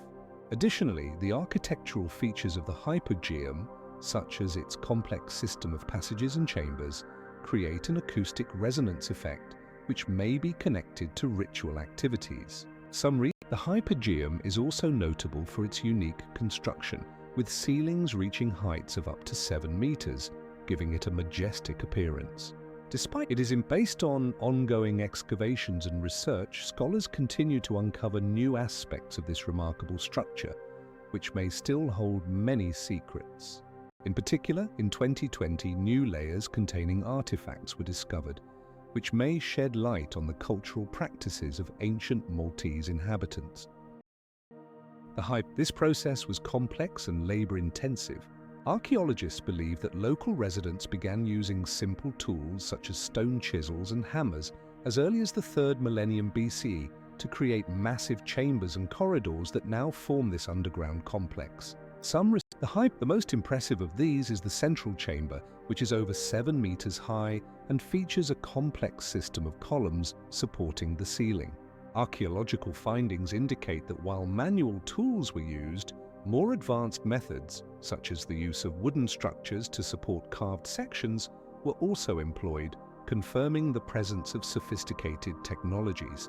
In 2005, during excavations, scientists discovered tool marks on the walls, indicating that the carving process was meticulously planned and controlled. Some researchers, such as Dr. This theory is based on the fact that sounds in certain parts of the hypogeum are reflected and amplified, which could have been an important aspect of rituals. Furthermore, the architecture of Hal Saflieni demonstrates a high degree of planning. Corridors and chambers are arranged to provide natural lighting and ventilation, suggesting that builders considered environmental factors when choosing the location and orientation of the rooms. As a result, in 2018, researchers discovered additional chambers that they believe could be connected to ritual practices related to burial. The most famous ones are located in places like Ellora and Ajanta, where temples were carved directly into the rocks from the 2nd century BCE to the 8th century CE. The temple, for instance, inside in Ajanta, located in the state of Maharashtra, there are around 30 caves with paintings and sculptures created by Buddhist monks, many of which date back to the 1st century CE. These archaeological monuments are crucial for understanding the cultural and religious life of ancient India. 80% of the architectural and artistic elements of these temples have been preserved due to the fact that they were carved into rocks which protected them from the destructive processes characteristic of many other ancient structures. However, despite this, many rock-cut temples face threats from natural factors and human activities, requiring active measures for their protection and restoration. For example, in 2016, work was carried out on the Kailasa temple to reinforce the walls and restore the reliefs, which had begun to deteriorate due to the effects of moisture and air pollution. These works were carried out under the leadership of the Archaeological Survey of India, which continues to actively engage in the protection of the country's cultural heritage. Rock-cut temples of India are not only outstanding artistic monuments, but also important historical sources that help understand the religious and cultural transformations that took place in the region over the centuries. 80% of the rock-cut temples in India were carved during a period when Buddhism was one of the dominant religious currents, and this also underscores their significance in the context of historical changes. The construction of rock-cut temples in India began in the 3rd century BCE and continued until the 12th century CE, spanning several key historical periods and dynasties. During this time, the Mauryan and Gupta dynasties had the most significant influence, contributing to the development of Buddhism and its architectural forms. In particular, later, during the Gupta dynasty, from the 4th to the 6th century, rock-cut temples took on new forms and styles. For example, in the 7th and 8th centuries, under the rule of the Pala dynasty, rock-cut temples became more diverse in style and content, reflecting the influence of Tantrism and new religious ideas. One notable example of this period is the complex at Ellora, where both Buddhist and Hindu temples, carved using complex rock-cutting techniques, are found. The final phase of rock-cut temple construction occurred during the rule of the Hoysala dynasty in the 11th and 12th centuries, when temples became more decorative and complex in architectural form, as seen in the temple at Hassan. Additionally, during construction, special tools such as chisels and hammers were used, allowing artisans to create intricate details that have survived to this day. As a result, Indian rock-cut temples represent an extraordinary synthesis of architecture and art, reflecting the rich history and culture of the country. Firstly, it is worth noting the use of simple but effective tools, chisels, hammers, and various hand tools that were available at the time. For instance, the Temple of Kailasa, the most famous of the Ellora temples, was carved from a single piece of rock and occupies an area of about 3,000 square meters. In some Ramesh Patil, up to 2,000 workers could have been involved in the construction, working in a coordinated team. This is confirmed by finds of ancient inscriptions mentioning the names of master craftsmen and their assistants. An important aspect is that most temples were dedicated to various deities, giving the construction a special meaning and significance. For example, these rock-cut temples are not just architectural achievements, they also reflect the complex social structure and religious beliefs of the time. It is important to note that such projects required not only physical labor but also significant financial resources, which could come from local rulers or wealthy merchants. Therefore, it can be asserted that the construction of rock rock-cut temples was not just a technical process, but also a significant social phenomenon reflecting the cultural and economic aspects of the lives of ancient Indians. This raises the question, what other methods were used to create such large-scale projects? Indian rock-cut temples, such as those in Ellora and Ajanta, are unique architectural achievements that served not only as places of worship, but also as significant cultural centers. These frescoes depict the lives of Buddha and his teachings, indicating that the temples served not only as places of prayer, but also as educational centers for spreading Buddhist teachings. The Ellora temples, in particular, stand out for their diversity, as they represent a synthesis of various religious traditions, including Hinduism, Buddhism, and Jainism. In this context, it is worth noting that the Kailasa temple in Ellora, carved in the 8th century, is one of the most ambitious projects known in the history of architecture, as its height is approximately 32 meters, and its length exceeds 40 meters. The temples were also used as gathering places where cultural events such as theatrical performances and musical recitals were held, as evidenced by inscriptions found in some of them. Thus, these temples also played a crucial role in the regional economy as they attracted pilgrims and tourists, contributing to the development of local trade and crafts. For example, after the discovery of the Ajanta temple in the 3rd century CE, the flow of pilgrims increased, leading to the growth of trade in nearby settlements. The temples served not only as spiritual sanctuaries but also as symbols of power and status, demonstrating the grandeur and prosperity of local dynasties such as the Chalukya and Nayak dynasties. As a result, the rock-cut temples of India are not just architectural monuments, but also important historical and cultural centers that continue to attract the interest of researchers and tourists. Notable temples such as Kailasa are renowned for their exquisite carved images that reflect complex mythological narratives and philosophical concepts. There are numerous theories explaining the purpose and significance of ancient monuments, each offering a unique perspective on these enigmatic structures. For instance, research, meanwhile, astronomical significance, as their orientation precisely aligns with the directions of north and south. This connection to astronomy underscores the importance of such structures for ancient civilizations, which likely used them for navigation and timekeeping. Scientists their calendar systems, which were so accurate that they could predict solar eclipses. Meanwhile, Chinese nation. Scientific research indicates that some sections of the wall were designed for observing the enemy and early warning of attacks. Furthermore, in India, temples such as the famous Kailasa temple, built in the 8th century of our era, are not only architectural masterpieces but also reflect deep religious symbolism related to Hindu and Buddhist mythology. This diversity of views and theories emphasizes that ancient monuments are not just stone structures, but complex cultural symbols reflecting philosophical, astronomical, and social aspects of their eras. For example, in 2009, researcher Dr. Laura Hunter discovered that in some regions of South America, ancient civilizations built their cities based on principles of sustainable agriculture, as evidenced by the discovery of terraced farming and complex irrigation systems.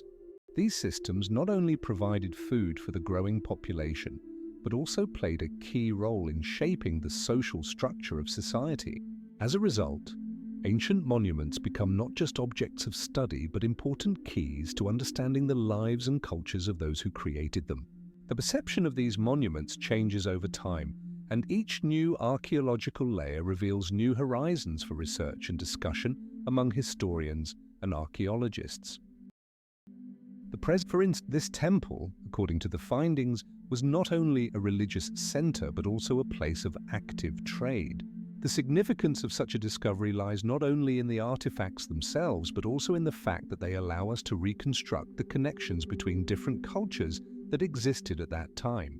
Furthermore, the analysis of such finds, such as ancient manuscripts or ritual objects, helps not only to reconstruct the picture of everyday life, but also to reveal social structures, religious practices, and economic systems. It is also worth noting that in 2005 in Peru, a complex of Incas was found which had been hidden underground for more than 500 years. This discovery allowed for a comprehensive analysis of Inca agricultural practices and architectural solutions, which used terraces for land cultivation in the mountains, thus becoming an important step in understanding their ability to adapt to the harsh conditions of their environment. The preservation of such sites also faces challenges. Global warming, urbanization, and illegal excavations threaten the integrity of these historical objects.